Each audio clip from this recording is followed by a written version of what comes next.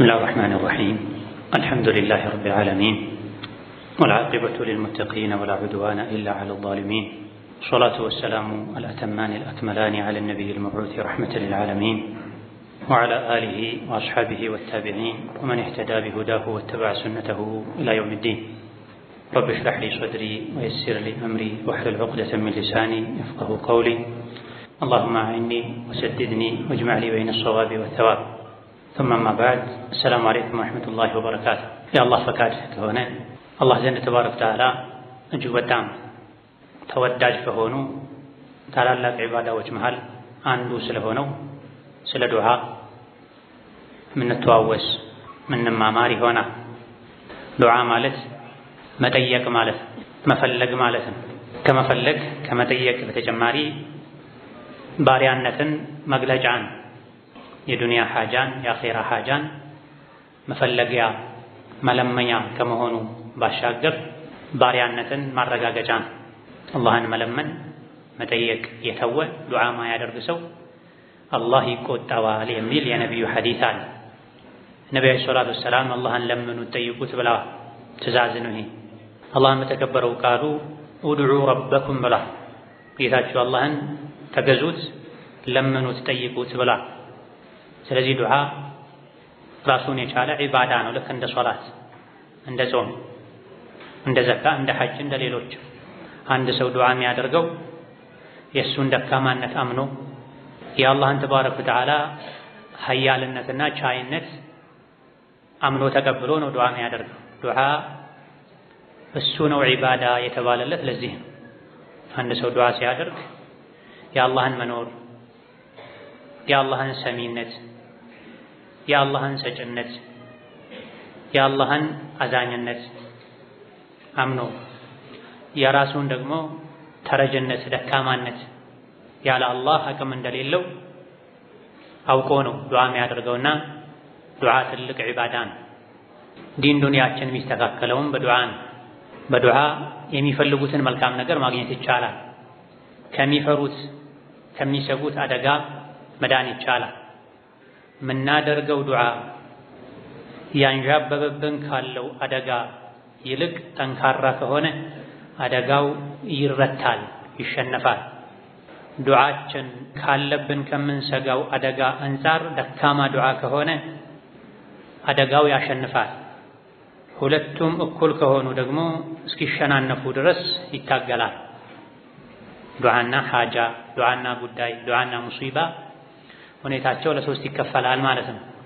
ያለብን አደጋ አሸናፊ ብርቱ ከሆነ ዱዓችን ደካማ ከሆነ አደጋው ሙሲባው አሸንፎ ሊከሰት ይችላል። ምናደርገው ዱዓ ግን ብርቱ ሆኖ ብዙ ሆኖ ቋሚ ሆኖ ከሙሲባው ከአደጋው ከችግሩ ከላቀ ከበለጠ ችግሩ ይሸነፋል፣ ዱዓ ያሸንፋል። ሙሲባውም ብርቱ ከሆነ አንዱ እንዲያሸንፍ ዱዓው መብለጥ አለበት።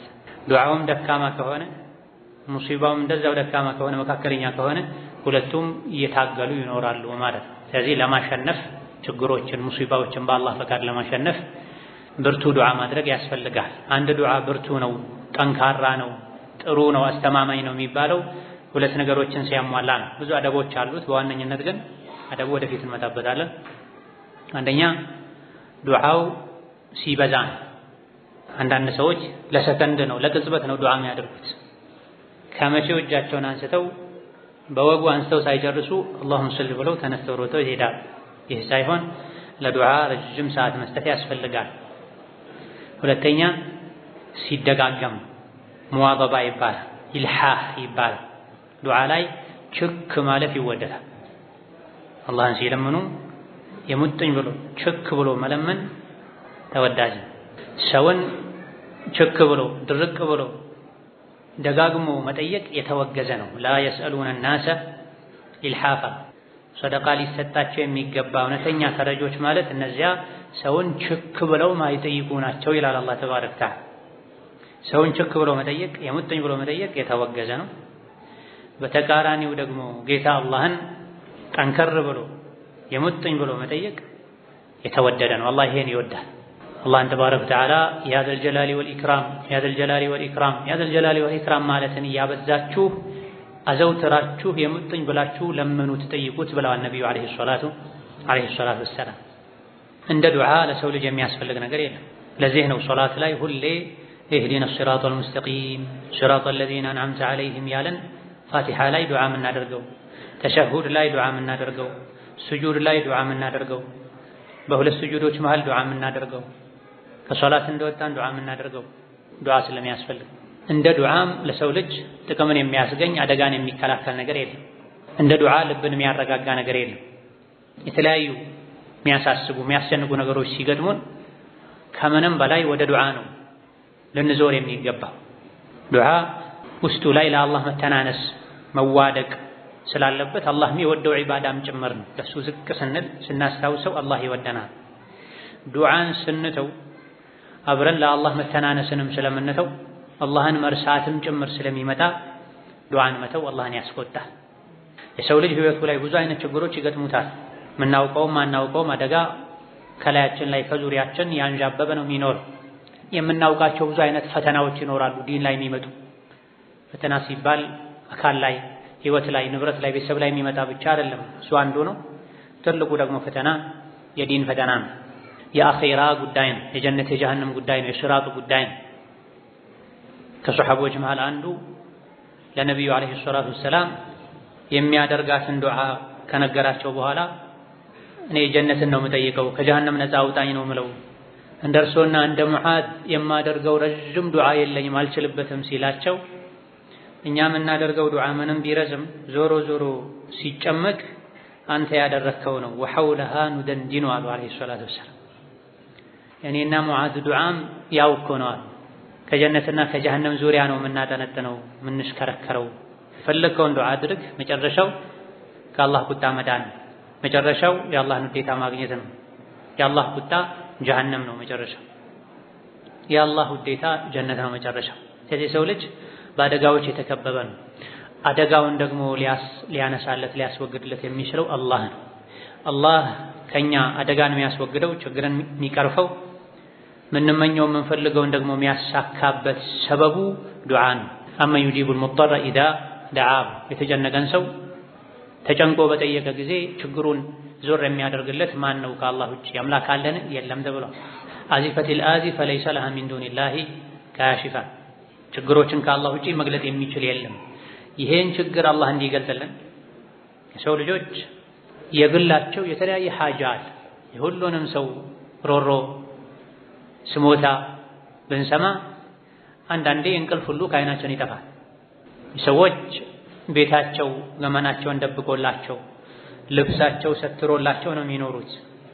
ምበላውን አጣሁኝ፣ ከበላው 3-4 ቀን ሆነኝ፣ ልጆቼ ያለቀሱ ነው፣ ከቆሻሻ ለቀሜ ነው ማበላቸው፣ ታመምኩ፣ ሙሉ ሰውነቴ እሳት ነው፣ በየቀኑ ይሄን ያክል መድኃኒት ወስዳለሁ፣ በየቀኑ ይሄን ያክል መርፌ ወጋለሁ፣ ትዳሬ ላይ እንዲህ አይነት ችግር ገጠመኝ፣ ልጄ ታሰረብኝ፣ ልጄ ጠፋብኝ፣ ሱቄ ከሰረብኝ፣ ተቃጠለብኝ ወዘት የሚሉ የሰዎች ቁጥር ብዛት አላህ ነው የሚያውቀው። ይሄን ሁሉ ችግር ሊያነሳ የሚችለው ማን ነው? አላህ ተባረከ ወተዓላ። ይሄን ችግር ዞር እንዲያደርግልን ደግሞ ምን ያስፈልጋል? ዱዓ ያስፈልጋል። አላህ እንድንለምነው ይፈልጋል። ሳንለምን ያደርጋል። ለምነነው ስናደርግ ግን ሁለት ጥቅም ነው የምናገኘው። ያሰብነው ይሳካል በአላህ ፈቃድ መስፈርቱ ከተሟላ። ዱዓ በማድረጋችን ብቻ አጅር እናገኛለን። አንድ ሰው ሶላት በመስገዱ አጅር ይጻፍለታል። ቁርአን በመቅራቱ አጅር ይጻፍለታል። እጅ አንስተን ዱዓ በማድረጋችን አላህን በመለመናችንም የምናገኘው አጅር አለ። ከዱንያ ከአኺራ ችግር የምንወጣውም በዱዓ ነው። ሰዎች ሲቸግራቸው ፊት ለፊታቸው የሚመጣው መውጫ የሚታያቸው የሚመስላቸው ገንዘብ ነው፣ ተሰሚነት ያለው ሰው ነው፣ ባለስልጣን ነው። አንዳንዴ መዋሸት ማጭበርበር ነው ከችግር የሚያወጣቸው የሚመስላቸው። እውነታው ግን ሐቂቃው በችግር ጊዜ የመጀመሪያ ልናንኳኳው የሚገባን በር የዱዓ በር ነው። ዱዓን ትንቀዋለህ፣ ቸላ ትለዋለህ፣ የመጨረሻ መፍትሄ ታደርገዋለህ። የዱዓን ጥቅም ስላላወቅክ ነው። አተህዘኡ ቢዱዓኢ ወተዝደሪሂ ፈማ ተድሪ ማ ሰነዐ ዱዓኡ። ዱዓን ቸላ ትላለህ፣ ትንቃለህ። ዱዓ ምን እንደሚያደርግ ስላልገባህ ነው ተብሎ። በተለይ ሌሊት ላይ የሚደረግ ዱዓ ተነጣጥሮ የሚወረወር ቀስት ነው። ሓጃህን ቀጥታ ሄዶ ይመታል ተብሏል። ሐሳብ ጉዳይ የሚያስጨንቅ ነገር ሲኖርብህ ሌሊቱን በዱዓ ሙላው። የማለዳ ብርሃን ሲመጣ ያሳስቡ የነበሩ ነገሮችም ተስተካክለው ይመጣሉ ወደ አንተ ተብሏል።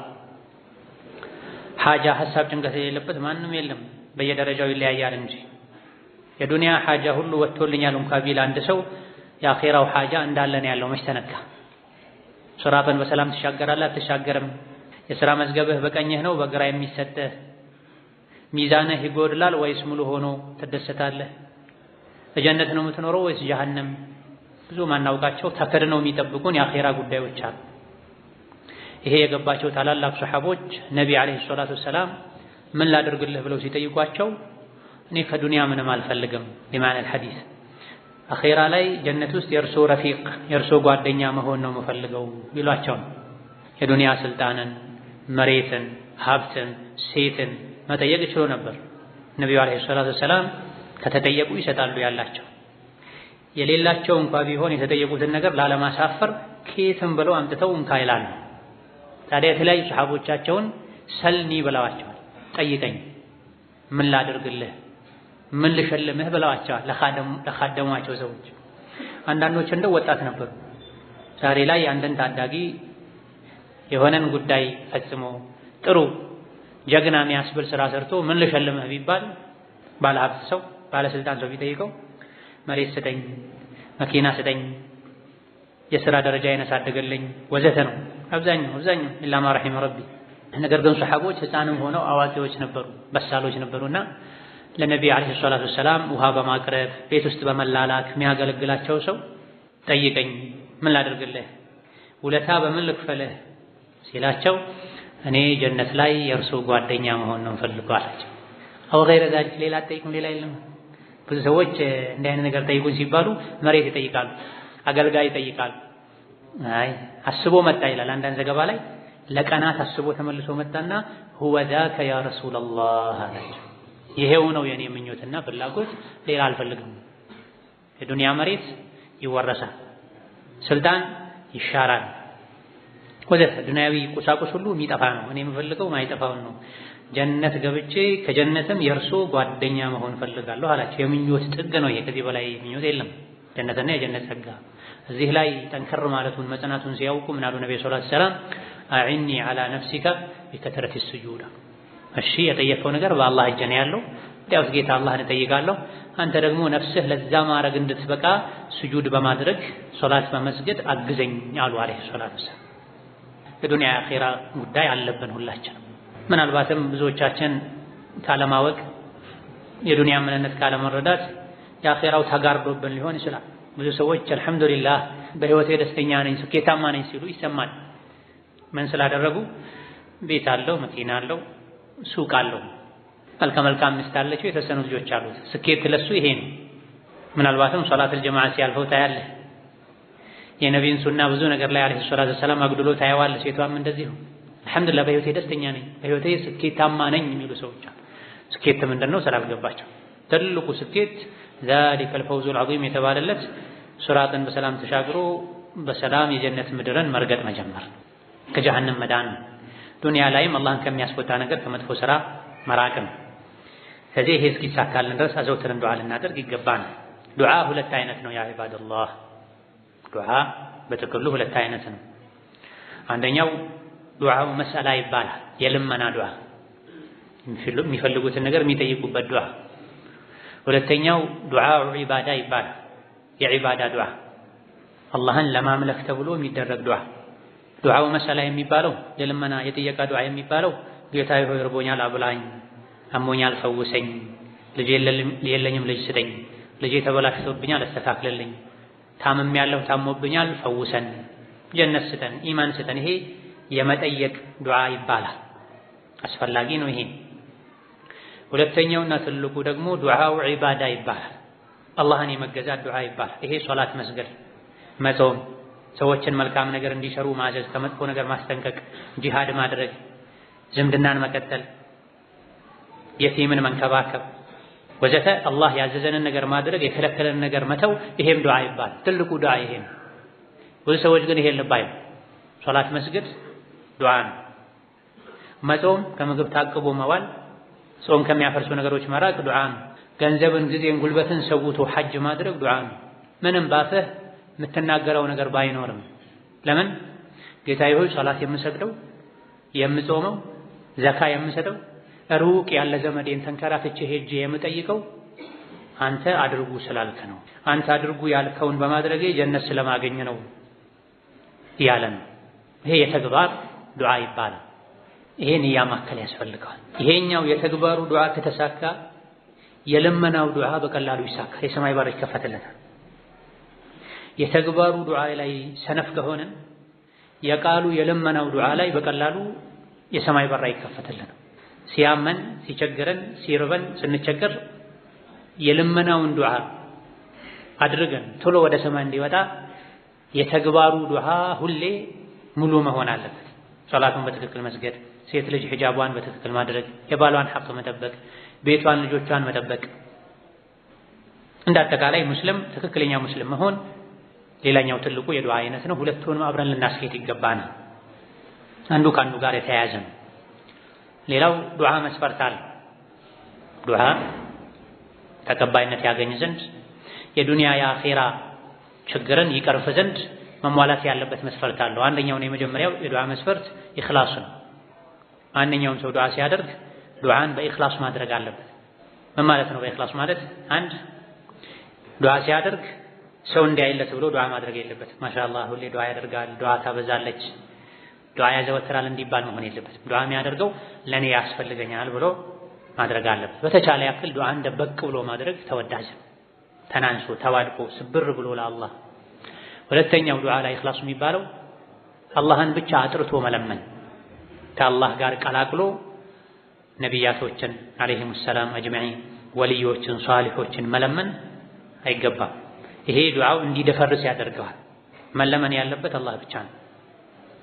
ሐዲስ ላይ ነቢዩ ምን ብለው አለይሂ ሰላቱ ወሰላም ኢዛ ሰአልተ ፈስአሊላህ፣ መለመን መጠየቅ ስትፈልግ አላህን ጠይቅ ብለዋል። አጠገባችን ያለን ሰው የሚችለውን ነገር መጠየቅ ይቻላል፣ ተፈቅዷል። ጓደኛ ጋር፣ ባልንጀራ ጋር፣ ዘመድ ጋር ሄዶ ቸግሮኛል 1000 ብር አበድረኝ፣ 100 ሺህ ብር አበድረኝ ይቻላል። ነገር ግን ቤት ቁጭ ብሎ ያ ሰይድ አብዱልቃድር አልጀይላኒ 100 ሺህ ብር ስጡኝ አይባልም፣ ሽርክ ነው። ኑር ሁሴን 100 ሺህ ብር ስጡኝ አይባልም። ሌሎችንም አንተ በዙሪያ ያሉ የምታውቃቸው ሷሊህ ወልይ የምትላቸውን ከሞቱ ከተቀበሩ በኋላ ልጅ ስጡኝ፣ ዓፊያ ስጡኝ፣ ገንዘብ ስጡኝ፣ ጠብቁኝ፣ በጥላው በኪሱ አርጉኝ አይባልም። ይሄ ጀልና ነው፣ አላህን ያስቆጣል። መለመን ያለበት አላህ ብቻ። ኢዛ ሰአልተ ፈስአሊላህ። ነቢዩ ዓለይሂ ሰላቱ ወሰላም ታዳጊውን ሕፃን ያጎታቸውን ልጅ አብዱላህ ኢብኑ አባስን ሲመክሩ ምን ብለዋል? መለመን ስትፈልግ አላህን ለምን፣ እገዛ እርዳታ ስትፈልግ አላህን እርዳኝ በል ብለዋል ዓለይሂ ሰላቱ ወሰላም። ይሄ የዱዓ አንድ ትልቅ መስፈርት ነው። ወከዛሊክ ዱዓ ስናደርግ ሁለተኛው የዱዓ መስፈርት በሱና መሰረት መሆን አለበት። የረሱልን ዓለይሂ ሰላቱ ወሰላም የዱዓ አደራረግ ማወቅ አለበት። ዱዓ ማድረጋችንን ብቻ አይደለም ማየት ያለብን። ነቢዩ ዓለይሂ ሰላቱ ወሰላም የሚለምኑት አላህን ብቻ ነበር። አንድ ነቢዮችን፣ ሷሊሖችን፣ ወልዮችን ጠይቀው አያውቁ። ሁለተኛ ዱዓ ሲያደርጉ አላህን ያወድሱ ነበር፣ አላህን ያጠሩ ነበር፣ አልሐምዱሊላህ ማለት ያበዙ ነበር። ሶስተኛ ራሳቸው ላይ ሶላት ያወርዱ ነበር፣ የዱዓ አደብ ነው።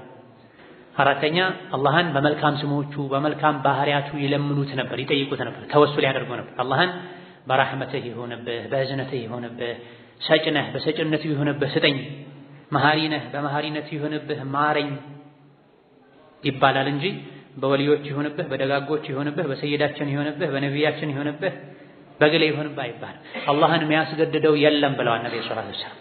በገሌ ይሆንብህ ተብሎ ስለተጠየቀ አይሰጥም። አላህ በራስ ይሆንብህ ነው የሚባል። አምስተኛ ዱዓ ሲዘጉ ልክ እንደጀመሩት ሁሉ አላህን በማመስገን በማወደስና እሳቸው ላይ ራሳቸው ላይ ሶላዋት በማውረድ ነበረ ዱዓውን የሚዘጉት። በዚህ መልኩ በሱና ዱዓ ማድረግ ይጠበቅብናል። ዱዓውን አላህን በማመስገንና በማወደስ ነቢ ላይ ሶላዋት በማውረድ መጀመር። ሁለተኛ አላህን ብቻ መለመን። አላህን ተባረከ ወተዓላ በመልካም ስሞቹ በመልካም ባህሪያቶቹ እየተለማመጡ እሱን ያወደሱ ራስን ዝቅ ያደረጉ መለመን፣ ዱዓውን ሲያጠናቅቁ አላህን ማመስገን ማወደስ፣ ነቢ ላይ ሰላዋት ማውረድ የነቢዩ ሱና ነው አለይሂ ሰላቱ ወሰላም። ወከዛሊክ እሳቸው በጀማዓ ዱዓ ባላደረጉበት ቦታ በጀማዓ ዱዓ ማድረግም አዲስ ነገር መፍጠር ነው የሚሆነው። ዱዓ ለማድረግ ዕጣን ማጨስ ለየት ያለ ራሱን የቻለ ስርዓት መፍጠርም አይገባም። የዱዓ አደብ አለው። ሶላት ስንሰግድ በታዘዝነው መሰረት እንደምንሰግደው ሁሉ ዱዓ ስናደርግም በታዘዝነው መሰረት በተፈቀደው መሰረት ማድረግ አለብን እንጂ ያለ ቦታው ዱዓ የሚያደርጉ ሰዎች አሉ። ቡና በቀረበ ቁጥር ዱዓ የሚያደርጉ ሰዎች አሉ። ከየት አመጣችሁት? ነብዩ አለይሂ ሰላቱ ወሰላም ወተት መጠጣት ይወዱ ነበረ፣ ማር መጠጣት ይወዱ ነበረ፣ ቴምር ተዘፍዝፎ መጠጣት ይወዱ ነበር። የተለያዩ የሚጠጣቸው ነገሮች ነበሩ። ከዚህ ውስጥ የተኛውንም ሲጠጡ ራሱን የቻለ ዱዓ ያደርጉ ነበረ፣ ዕጣን ያጨሱ ነበረ። በሬ ሲያርዱ በግ ሲያርዱ ቆመው ዱዓ ያስደርጉ ነበር የሚል ነገር የለም። ዚክር አለ ሲታረድ የሚባል ቢስሚላህ አላሁ አክበር፣ ይሄ ነው፣ ሌላ የለም። አላሁመ ሀዳ ሚንከ ወኢለይከ ውዱሕያ ላይ ይጨመራል።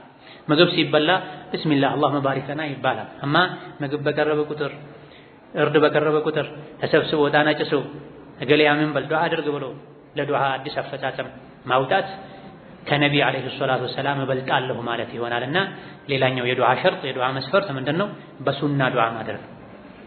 በሱና ዱዓ ማድረግ። ዱዓ አደራረጋችን ቢድዓ ካለበት ፈጠራ ካለበት ወንጀል ካለበት ተቀባይነቱን ያጣ። ሌላኛው የዱዓ መስፈርት በአላህ መተማመን። ዱዓ ሲያደርጉ ለሙከራ ሳይሆን አላህ እሺ እንደሚለን እርግጠኛ መሆን። ለዚህ ነው ነብዩ አለይሂ ሰላቱ ወሰላም ወድዑ ላህ ወአንቱም ሙቂኑነ ቢልኢጃበቲ፣ አላህን ስትለምኑት እሺ እንደሚላችሁ እርግጠኛ ሆናችሁ ለምኑት። አላህ ተባረከ ወተዓላ ዝንጉ ከሆነ ልብ ዱዓን አይሰማም ብለዋል። ስለዚህ ዱዓ ሲደረግ አንድ አላህ እንደሚቀበል 100% እርግጠኛ መሆን ያስፈልጋል። የተጠራጠሩ እያመነቱ ለማንኛውም ለሙከራ ተብሎ ዱዓ መደረግ የለበትም። ወከዛሊክ ከዚሁ ጋር ተያይዞ ነቢ በአንድ ሐዲስ የነገሩን ላ የቅበሉ ላሁ ዱዓአን ሚን ቀልቢን ላሂን፣ ከተዘናጋ ልብ አላህ ዱዓን አይቀበልም። ዱዓ ሲደረግ ትኩረታችን ዱዓው ላይ መሆን አለበት። አንዳንዴ እየተጫወቱ ነው ዱዓ እያደረጉ መለየት የሚከብድ ሰዎች አሉ። አንድ እጃቸውን እንደዚህ አድርገው በሌላኛው እጃቸው ፀጉራቸውን የሚያኩ ሰዎችን እናያለን። ዱዓ እያደረጉ ወደ ግራ ወደ ቀኝ ዞረው የሚያዩ በል የጥፍራቸውን ቆሻሻ ሁሉ እንደዚህ ያደረጉ እየለቀሙ ዱዓ የሚያደርጉ ሰዎች አሉ። እንዲህ አይነቱ ዱዓ አላህ ዘንድ ተቀባይነት የለውም። ከተዘናጋ ልብ አላህ ዱዓን አይቀበልም ብለዋል። ዱዓ ስናደርግ ልባችን ዱዓው ላይ መሆን አለበት። ቃሉን ማስተንተን አለበት። የምናውቀውን ዱዓ ማድረግ አለበት። ወከዛሊክ ዱዓ ላይ ቆራጥነት ያስፈልጋል። ሌላኛው የዱዓ መስፈርት ነው። ጌታዬ ሆይ ከፈለክ እንዲህ አድርግልኝ አትበሉ ብለዋል ነብዩ ሰለላሁ ዐለይሂ ወሰለም። አንዳችሁ አላህን ሲለምነው ቁርጥ አድርጎ ይለምነው። ከፈለክ እንዲህ አድርግልኝ አትበሉ። የሚያስፈልገንን የሚጠቅመንን ነገር ቀጥታ አላህን መለመን እንጂ ከፈለክ ያለን ያንተለተለን ዱዓ ማድረግ አይገባም። ሌላው ዱዓችን መቅቡል እንዲሆን ተቀባይነት እንዲያገኝ እንዲሰምር ለዱንያ ለአኺራ እንዲጠቅም መጠበቅ ያለባቸው አደቦች አሉ። የዱዓ አደብ ስነ ስርዓቶች አሉ። ከዚህ አንዱ ከተቻለ ዱዓ ከማድረግ በፊት ውዱእ ማድረግ፣ ዱዓ ከማድረግ በፊት ውዱእ ማድረግ፣ ወደ ቂብላ ዞሮ ዱዓ ማድረግ። ሶስተኛው ወንጀል ካለ ጥፋት ካለ ጉድለት ካለ ያን ቀድሞ ማስተካከል ወይም ተውበት ማድረግ ማለት። በአንድ በኩል አላህን አስቆጥቶ በሌላ በኩል እንዲያደርግልኝ ሁለቱ አብሮ አይሄድም። አንድ ልጅ አባቱን ወይም እናቱን ቀልበ ደረቅ የሆነ አደበ ቢስ የሆነ ልጅ አባት እናቱን ተሳድቧቸው አመናጭቋቸው የከለከሉትን አድርጎ ያዘዙትን እምቢ ብሎ ወጥቶ ወዲያው ተመልሶ መጥቶ አባቴ እንዲህ አይነት ነገር አድርግልኝ አይልም፣ አይባልም። ሁለቱ አብሮ አይሄድም። ወሊላሂ አልመሰሉል አዕላ። አንድ ሰው ዱዓው መቅቡል እንዲሆን ከፈለገ ከሚያጠፋቸው ጥፋቶቹ መተውበት አለበት። የሚሰራው ወንጀል ካለ ማቆም አለበት። የሚያጎድለው ዋጅብ ግዴታ ካለ ያን መስራት አለበት። ወንጀል ላይ ጸንቶ አላህን መለመን አላህን መዳፈር ነው። ተውበት ለማድረግ መወሰን ያስፈልጋል። ጌታዬ ሆይ እኔ የቆሸሽኩ ሰው ነኝ፣ አንተ ፊት የምቆምበት ቁመና ምንነት ማንነት የለኝም፣ አንተ መሐሪ ነህ፣ ያለፈውን ማረኝ፣ ተጸጽቻለሁ፣ ይቅር በለኝ። እኔ ዘንድ ባለው ጥፋት ወንጀል ምክንያት ያንተን መልካም ኸይር አትከልክለኝ። ተጸጽቻለሁ ማረኝ ተብሎ ተውበትን ማስቀደም ቢያንስ ያስፈልጋል። በአንድ እጃቸው ኸምር ይዘው በሌላኛው እጃቸው ዱዓ ለማድረግ የሚዳዳቸው ሰዎች አሉ። ይሄ ከባድ ነው። አላህን መዳፈር ነው፣ ማሾፍ ነው፣ መሳለቅ። እጅህ ላይ ያዝከውን ኸምር ተው ብሎሃል አላህ። እሱን ከመጠየቅ በፊት እሱን ማቆም አለብን። ከዚህ ጋር ተቀራራቢ የሆነ ጫት ይዘው ዱዓ የሚያደርጉ ሰዎች አሉ። ጭራሽ ጫትን የዱዓ መሳሪያ ነው የሚሉ ሰዎች አሉ። ቅድም መግቢያ ላይ ምን ተባብለናል? ዱዓ ዒባዳ ነው፣ ሶላት ነው፣ ጾም ነው፣ ዚክር ነው ብለናል። ጫት እየቃመ ሶላት የሚሰግድ ሰው አለ እንዴ? የለም። ጫት እየቃመ ጠዋፍ የሚያደርግ ሰው አለ እንዴ? የለም። ልክ እንደነዚህ ሁሉ ዱዓ ራሱን የቻለ ዒባዳ ነው። ዱዓ ላይ አዲስ ነገር መጨመር መክተት አያስፈልግም። ማን ነው ስልጣን የሰጠ? العلم قال الله قال رسوله وقال الصحابة وما عداه فهو وسواس الشيطان ነው የሚሉት እና الإمام الشافعي ابن القيم ሌሎች ዒልም ማለት ሸሪዓ ማለት አላህ እንዲህ ብሏል ተባረከ ወተዓላ፣ ነብዩ እንዲህ ብለዋል አለይሂ ሰላቱ ወሰላም፣ ሱሐቦች እንዲህ ነበሩ እንዲህ ብለዋል ረዲየላሁ ዐንሁም፣ ታቢዒዎች እንዲህ ነበሩ እንዲህ አድርገዋል ረሂመሁሙላህ ተዓላ። ይህ ነው ዒልም የሚባለው ሸሪዓ የሚባለው እንጂ አላህ ካላለ ነብዩ ካላሉ አለይሂ ሰላቱ ወሰላም ሱሐቦች ካላሉ ካላደረጉ የሱሐባ ተከታዮች ታቢዒዎች ካላሉ ካላደረጉ ከዛ በኋላ የመጣ ነገር ዲን አይሆንም። ጫትን ከዱዓ ጋር ያያያዙት ቅርብ ጊዜ ነው። ከዛ በፊት የጫካ እንጨት ነበረ፣ የፍየል ቀለብ ነበረ። ከጊዜ በኋላ ነው ሰርጎ ገብቶ አስነዋሪ የስመ ሙስሊም መገለጫ የሆነው። እንደ ግለሰብ በግሉ ያጥፋ ሱስ ካለበት ይብላ የፈለገውን ሳር። ግን ከተከበረው ዱዓ ጋር ጫትን ማያያዝ ወላሂ ትልቅ ነውር ነው፣ ውርደት ነው። ያው ትልቅ የሰዎች መከራከሪያቸው ምንድነው? የሀገራችን ሼኾች አድርገውታል። የሀገራችን ሼኾች ከነቢ በኋላ የተላኩ ሌላ ነብይ እኮ አይደሉም። የሀገራችን ሼኾች ለዲናቸው ባበረከቱት አስተዋጽኦ አላህ ኸይራቸውን ይክፈላቸው። ለሞቱት አላህ ይዘንላቸው፣ ያሉትን አላህ ይጠብቃቸው፣ አላህ የሱናውን ጎዳና ይምራቸው። የሀገራችን ሼኾች የሚችሉትን ያክል አድርገዋል። ግን ፍጹም ማይሳሳቱ ነብይ ናቸው አይባልም። ሼኾች ምንድናቸው? ሰው ናቸው። ሁሉን ዒልም ያውቃሉ አይባልም። ቀርተው ነው ያወቁት። ያልደረሳቸው ኪታብ ይኖራል። እንደሚታወቀው በድሮ ዘመን ሀገራችን ላይ ኪታብ በቀላሉ አይገኝም ነበር፣ አይገባም ነበር። በእጅ የጻፉ ነበር ያገኟትንም ኪታብ የሚዋዋሱት። የቻሉትን ያክል ኸይር ሰርተዋል፣ ዲንን አስከብረዋል፣ እስላምን አሰራጭተዋል፣ ጠብቀዋል። ግን የሚጎድላቸው ብዙ ነገር ሊኖር ይችላል። ማስረጃው ስላልደረሳቸው እነሱም ሰው ሲል ሰምተው ስለያዙት ሼኾች ብለዋል ብቻ ተብሎ ጫት የዱዓ መሳሪያ ነው ተብሎ አፈን በጫት አቁሽሾ አላህን መለመን ትልቅ ወንጀል ነው። ቀበሌ ጉዳይ ቢኖርህ የቀበሌ ባለስልጣንን የክፍለ ከተማ አስተዳደርን ለማናገር አፈህን በጫት ሞልተህ ሄደህ ታናግራለህ? አበደን። ጥቅምም ከነበረ ተግመጥመጠ መፋቂያ ተጠቅመህ አፈህን አጽድተህ ነው ክብርነት ወይ ያልክ ዝቅ ብለህ የምታናግረው አንድን ተራ ሰው ማለት እንዴት ነው አላህን አፍ በጫት ተሞልቶ አላህ የምናናግረው?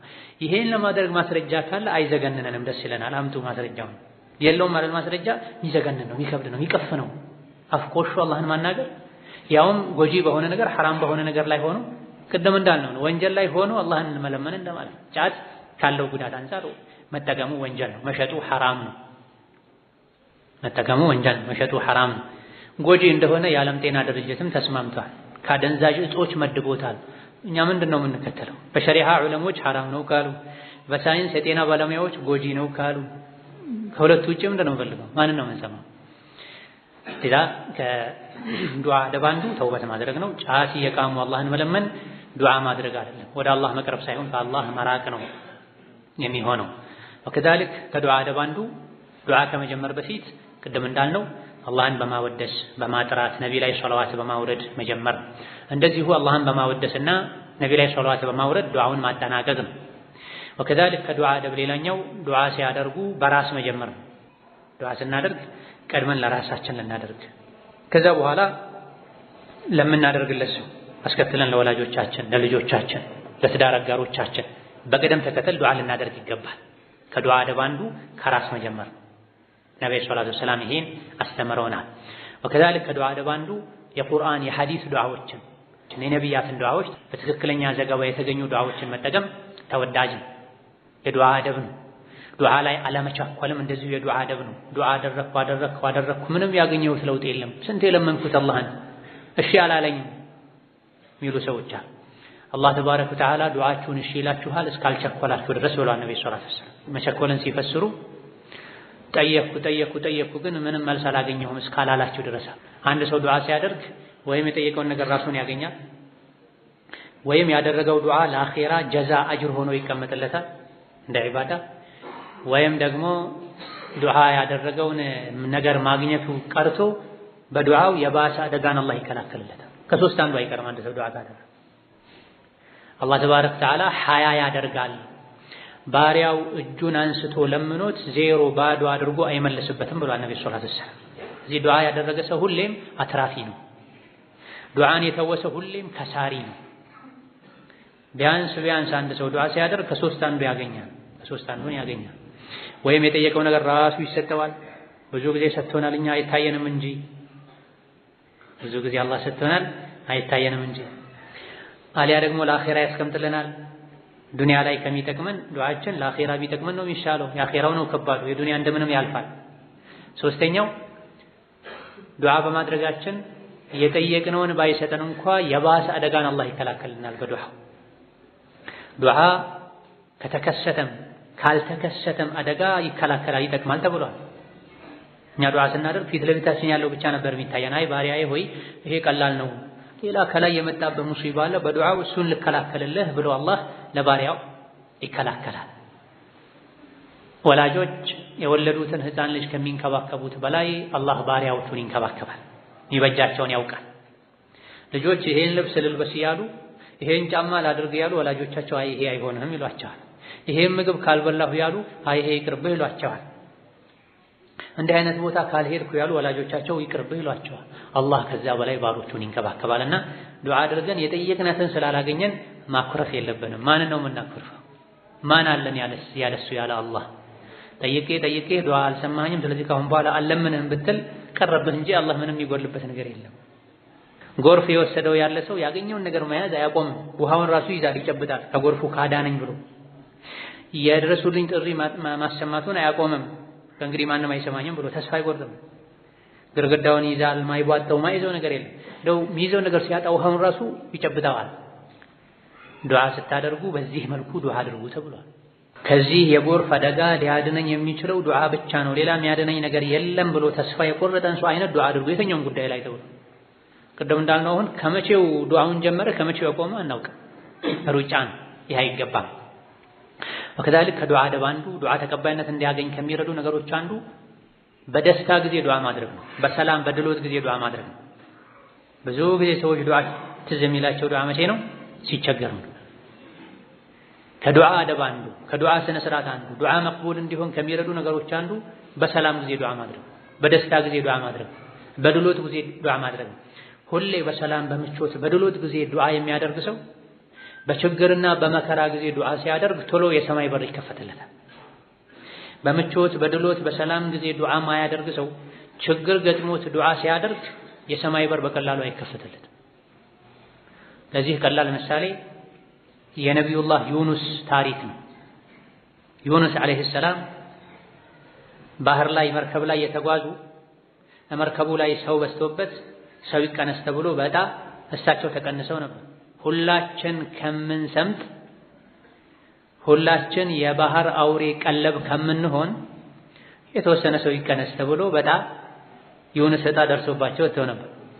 ይሄ መሷሊሕና መፋስድ ከድሮ ዘመን እንዳለ ትልቁን አደጋ በትንሽ አደጋ መከላከል የሚባል ነገር አለ። ኡሱል ላይ ሁሉም ከሚጠፋ የሁሉም ህይወት ከሚጠፋ የተወሰኑ ሰዎች ህይወት ይጥፋና ሌሎች ይዳኑ ተብሎ ዩኑስ ዕጣ ደርሶባቸው ባህር ላይ ተወርውረው ነው። ሲወረወሩ አሳ ዋጣቸው። አይ አሳ ነባሪ ነው ያወጣቸው ተብሎ አይደለም፣ ትንሽ አሳ ዋጣቸው። እሳቸውን ያዋጣውን አሳ ደግሞ ሌላ ትልቅ አሳ ነባሪ ዋጣው ተብሏል። የትንሹ አሳ ጨለማ ጭንቅ፣ የትልቁ አሳ ነባሪ ጨለማ ጭንቅ፣ የባህሩ ጨለማ ጭንቅ ተደራርቦባቸው ምን አሉ? ላ ኢላሃ ኢላ አንተ ሱብሓነከ ኢኒ ኩንቱ ሚነ ዛሊሚን። ወደ አላህ ተመለሱ። የባህር ጨለማ ውስጥ ሆነው አሳ ሆድ ውስጥ ሆነው የዱዓ በር ሁሌ ክፍት እንደሆነ ስለሚያውቁ ጌታዬ ሆይ ራሴን በድያለሁ፣ ከዚህ ጭንቅ አውጣኝ አሉ። አላህ ከጭንቅ አወጣቸው። አሳው ወደ ውጭ ወጥቶ ተፋቸው፣ ዳኑ። አሳ ሆድ ውስጥ ከገቡ በኋላ አሳ ሆድ ውስጥ ካለ መጋዝ አላህ አተረፋቸው። ከዛ ምን አላንቀጹ ወከዛሊከ ኑንጂል ሙእሚኒን ይላል። ሙእሚን ሁን እንጂ ዩኑስን እንዳዳነው አንተንም እናድንሃለን ይላል አላህ ተባረከ ወተዓላ። ዩኑስ ለምንድን ነው በዛ ቅጽበት የዳኑት ከአሳ ነባሪ ሆድ ውስጥ የወጡት የተባለ እንደሆነ ሁሌም አላህን ይለምኑ ነበር። ዩኑስ ድምጻቸው ሰማይ ላይ ይታወቅ ነበር። ሁሌ ዱዓቸው የሚወጣበት የሰማይ በር ነበረ። ልክ ዩኑስ ዱዓውን ሲያደርጉ መላኢካ ተሽቀዳደመ ተብሏል። ይሄማ የሚታወቅ ባሪያ የአላህ ባሪያ ድምጽ ነው፣ እኔ ነኝ ጉዳዩን ፈጽመው ያሉ መላኢኮች ተረባርበዋል ተብሏል። ስለዚህ ዱዓችን መቅቡል እንዲሆን ዱዓችን ቦታ እንዲሰጠው በሰላም ጊዜ የዒድም ቀን የሰርግም ቀን በጥጋብም ጊዜ በምቾትም ጊዜ ዱዓ ማድረግ አስፈላጊ ነው። ዱዓ መቅቡል የሚሆንባቸው ወቅቶች አሉ። ከዚህ አንዱ ለይለቱል ቀድር ነው። ዱዓ መቅቡል ከሚሆንባቸው አጋጣሚዎች፣ ጊዜያቶች፣ ቦታዎች አንዱ ለይለቱል ቀድር ነው። ወደ ኋላ ላይ ለይለቱል ቀድር ላይ የሚባልን ዱዓ አባባሉን ትርጉሙን የምናይ ይሆናል። ሌላው ዱዓ መቅቡል ከሚሆንባቸው ጊዜያቶች አንዱ ፈርዱ ሰላት ነው። የፈርዱ ሰላት መጨረሻ ላይ የሚደረግ ዱዓ አይመለስም። ነብዩ ሰለላሁ ዐለይሂ ወሰለም አላህ ዘንድ ይበልጥ ተቀባይነት የሚያገኝ ዱዓ የቱ ነው ብለው አቡ ኡማማ እንደተጠየቁ ነብዩ ሰለላሁ ዐለይሂ ወሰለም እንደተጠየቁ አቡ ኡማማ ተናገሩ። ነብዩ ምን አሉ? ጀውፉል ለይሊል አኺር አሉ። የሌሊቱ መጨረሻ ላይ የሚደረግ ዱዓና ወዱቡረ ሶላቲል መክቱባት ከፈርዱ ሰላቶች በኋላ የሚደረግ ዱዓ ነው ተሰሚነት ያለው ዱዓ። ከፈርዱ ሰላት በኋላ የሚለው በሁለት ተተርጉሟል።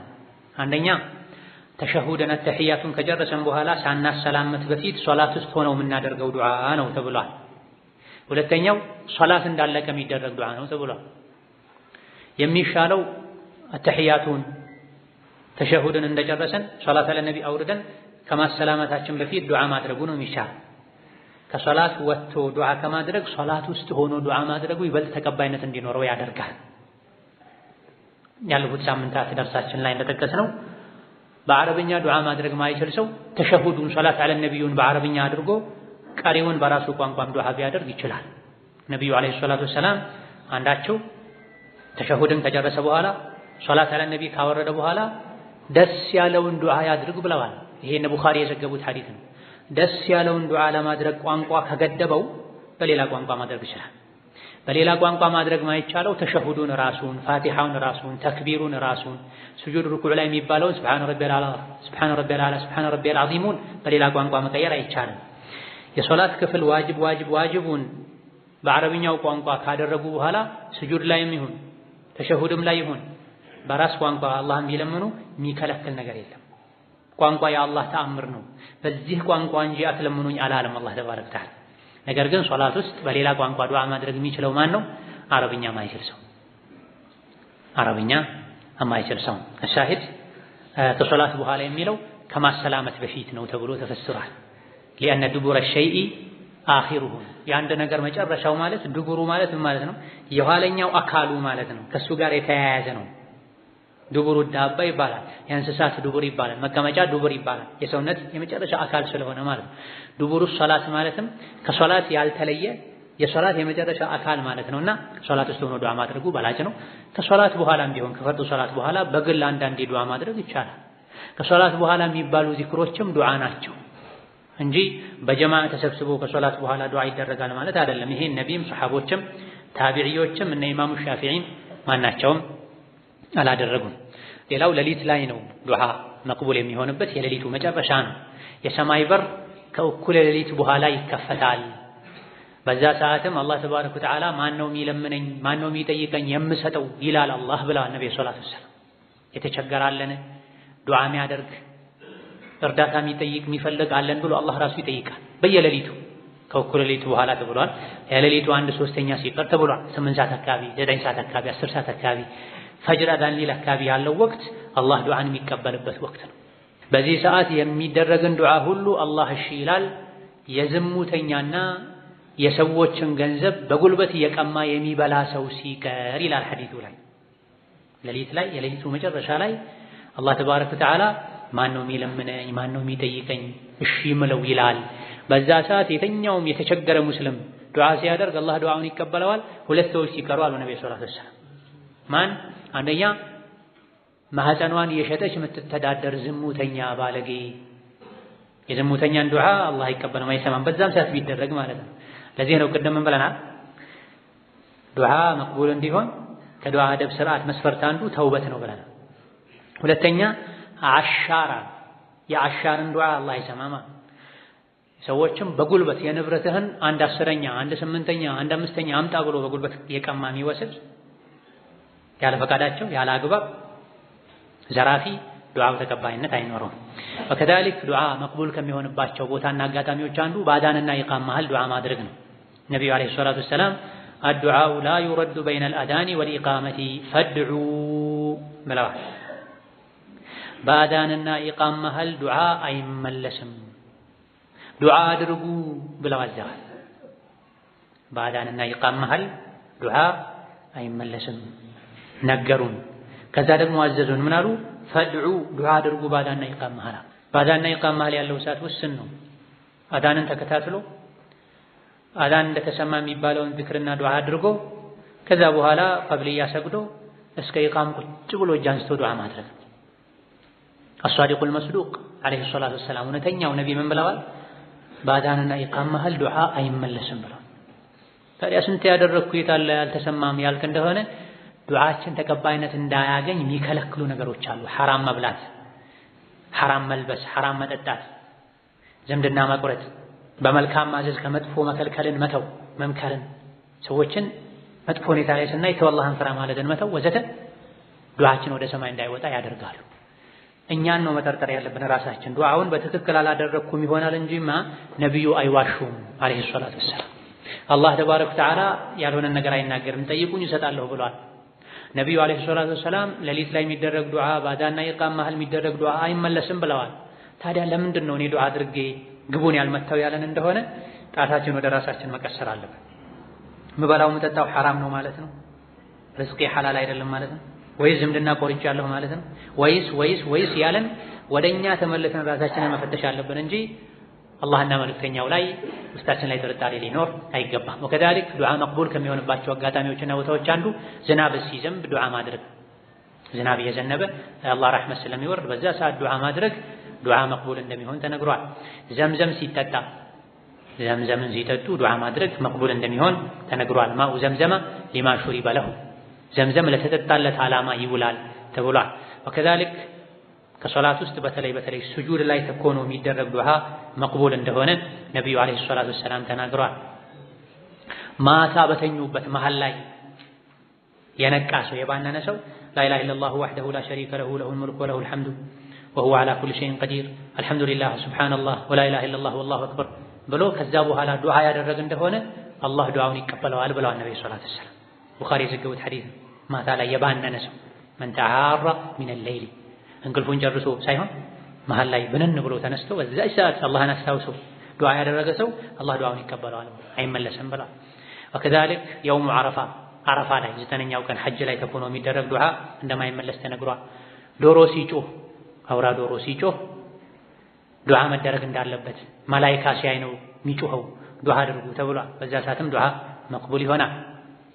ወከዛሊክ ሙስሊም ለሙስሊም ወንድሟ ለእህቷ በርቀት የሚደረግ ዱዓ እገሌ የሚባል ሰው አለ ጌታዬ ሆይ መወደው ማውቃት ሐጃውን አሳካለት ሐጃውን አውጣላት ብሎ አጠገባችን ለሌለ ሰው በተለይ ዝምድና ምንም ሐጃ ከሱ ጋር ግንኙነት ለሌለን ሰው እስላማዊ ወንድማማችነት አሳስቦን ለወንድም ለወገን በርቀት ዱዓ ማድረግ ዱዓችን መቅቡል እንዲሆን ያደርጋል። ላንተም እንደዛው ይለዋል መላኢካ ብሏል ነብዩ ሰለላሁ ዐለይሂ ወሰለም። ይሄ ትልቅ ሀብት ነው፣ ኒዕማ ነው። ከቻልንበት ከታደለን ስንትና ስንት ሐጃ አለብን ያሉን ወንድሞች አሉ በየቦታው የዱንያዊ ጥቅም ሳይኖረን ለዲን ትስስር ብለን በርቀት ሩቅ ላለ ወንድም ሐጃውን አውጣለት፣ ኢማኑን ሙላለት፣ ጭንቀቱን ፈርጅላት ወዘተ ብሎ ለወገን ዱዓ ማድረግ የራሱ ዱዓ መቅቡል እንዲሆን ያደርጋል። እንዲህ ብሎ ሩቅ ላለ ሰው ዱዓ የሚያደርግ ሰው መላኢካ ከሱ ራስጌ ጋር ቆሞ ላንተም እንደዛው ይለዋል ብለዋል ነብዩ አለይሂ ሰላቱ ወሰላም። ከዛልክ የተበዳይ ዱዓ መቅቡል ነው ብለዋል ነብዩ ሰለላሁ ዐለይሂ ወሰለም። የተበደለ ሰው ዱዓ መቅቡል፣ ሰውን በድለን ዱዓ እንዳያደርግብን መጠንቀቅ አለብን። እንደዚሁ ደግሞ የመንገደኛ ዱዓ መቅቡል ነው እስኪመለስ ድረስ ብለዋል ነብዩ ሰለላሁ ዐለይሂ ወሰለም። ከሀገሩ ከቤቱ የወጣ ሰው ሐጃውን ፈጽሞ ወደ ቤቱ እስኪመለስ ድረስ የሚያደርገው ዱዓ መቅቡል ነው ተብሏል። ለምን ተለየ የተባለ እንደሆነ ብዙ ጊዜ ሙሳፊር አላህ ላይ ተመክቶ ነው የሚወጣው። ሙሳፍር ሰፈር ላይ ጉዞ ላይ ሲሆን ኢማኑ ይጨምራል፣ ተወኩሉ ይጨምራል፣ የቂኑ ይጨምራል። በሰላም ወጥቼ በሰላም ገባ ይሆን፣ የወጣበትን ሐሳብ አላህ ያሳካልኝ ይሆን፣ ቤተሰቦቼን አላህ ይጠብቅልኝ ይሆን የሚል ተዓልቁል ቀልብ ከሌላ ጊዜ የበለጠ ልቡ አላህ ላይ ይንጠለጠላል፣ ወደ አላህ ይመለሳል። በተለይ አስቸጋሪ በሆኑ መጓጓዣዎች የሚጓዝ ሰው፣ መኪና የሚፈራ ሰው፣ ፎቢያ ያለበት ሰው፣ መኪና ላይ ከወጣበት ሰዓት ጀምሮ ሾፌሩ እሱን ይመስል ሰው አለ። መኪና ወጣ ባለ ቁጥር ጉርጓድ ወይም መሰል ነገር ውስጥ ገብቶ በተንገጫገጨ ቁጥር ድንግጥ የሚሉ የሚነሱ ሰዎች አሉ። አውሮፕላን ላይማ ተው ነፍሳቸው እዚህ ምድር ሰዎች አሉ። በአውሮፕላን ጭራሽ ማይሄዱ ሰዎች አሉ። እኔ ኢማኔ 100% ሷሊህ መሆነው አውሮፕላን ላይ ሲሄድ ነው ያለኝ ሰው አለ። ለራሴ ያደገው ይቅጭው ኢማኔ ሙሉ የሚሆነው ሷሊህ መሆነው አውሮፕላን ላይ ስጓዝ ነው ያለ ሰው። ስለዚህ የሰው ልጅ ከሀገሩ ሲወጣ ጉዞ ላይ ሲሆን ወደ አላህ ይጠጋል፣ ይተወበታል፣ ይስተካከላል። ከዚህ የበለጠ ዱዓው መቅቡል ሊሆን ይችላል። ስለዚህ መንገደኛ ሌሎችን አስቦ ዱዓ ሊያደርግ ይገባል። መንገደኛን ዱዓ አድርግልኝ ማለትም ይቻላል። ስስ የሆነ ኺላፍ ቢኖርበትም ከመልካም ዱዓ አትርሳን እንዳሉ ነብዩ ለአንዳንድ ተጓዦች ለሰሐቦች ያውም ከላይ ወደ ታች ማለት ነው ሰለላሁ ዐለይሂ ወሰለም ከላይ ወደ ታች እሳቸው ላይ ናቸው። ላይ ሆነው በታቻቸው የሆኑ ሰሐቦች ከእሳቸው የሚያንሱ ሰሐቦችን ከመልካም ዱዓ አትርሳን ብለዋል የሚሉ ዘገባዎች አሉ። ሳይበዛ ሰውን ዱዓ አድርግልኝ ቢባል ችግር የለም። ነገር ግን አልኢማም ኢብኑ ዑሰይሚን ሌሎችም እንደሚሉት ሰውን ሁሌ ዱዓ አድርግልኝ ማለት ራስ ዱዓ እንዳያደርጉ እንቅፋት ይሆናል፣ መዘናጋትን ይፈጥራል። ምናልባትም ትዝ ላይ ላትለው ትችላለህ። ዱዓ አድርግልኝ ያልከው ሰው ሊረሳ ይችላል።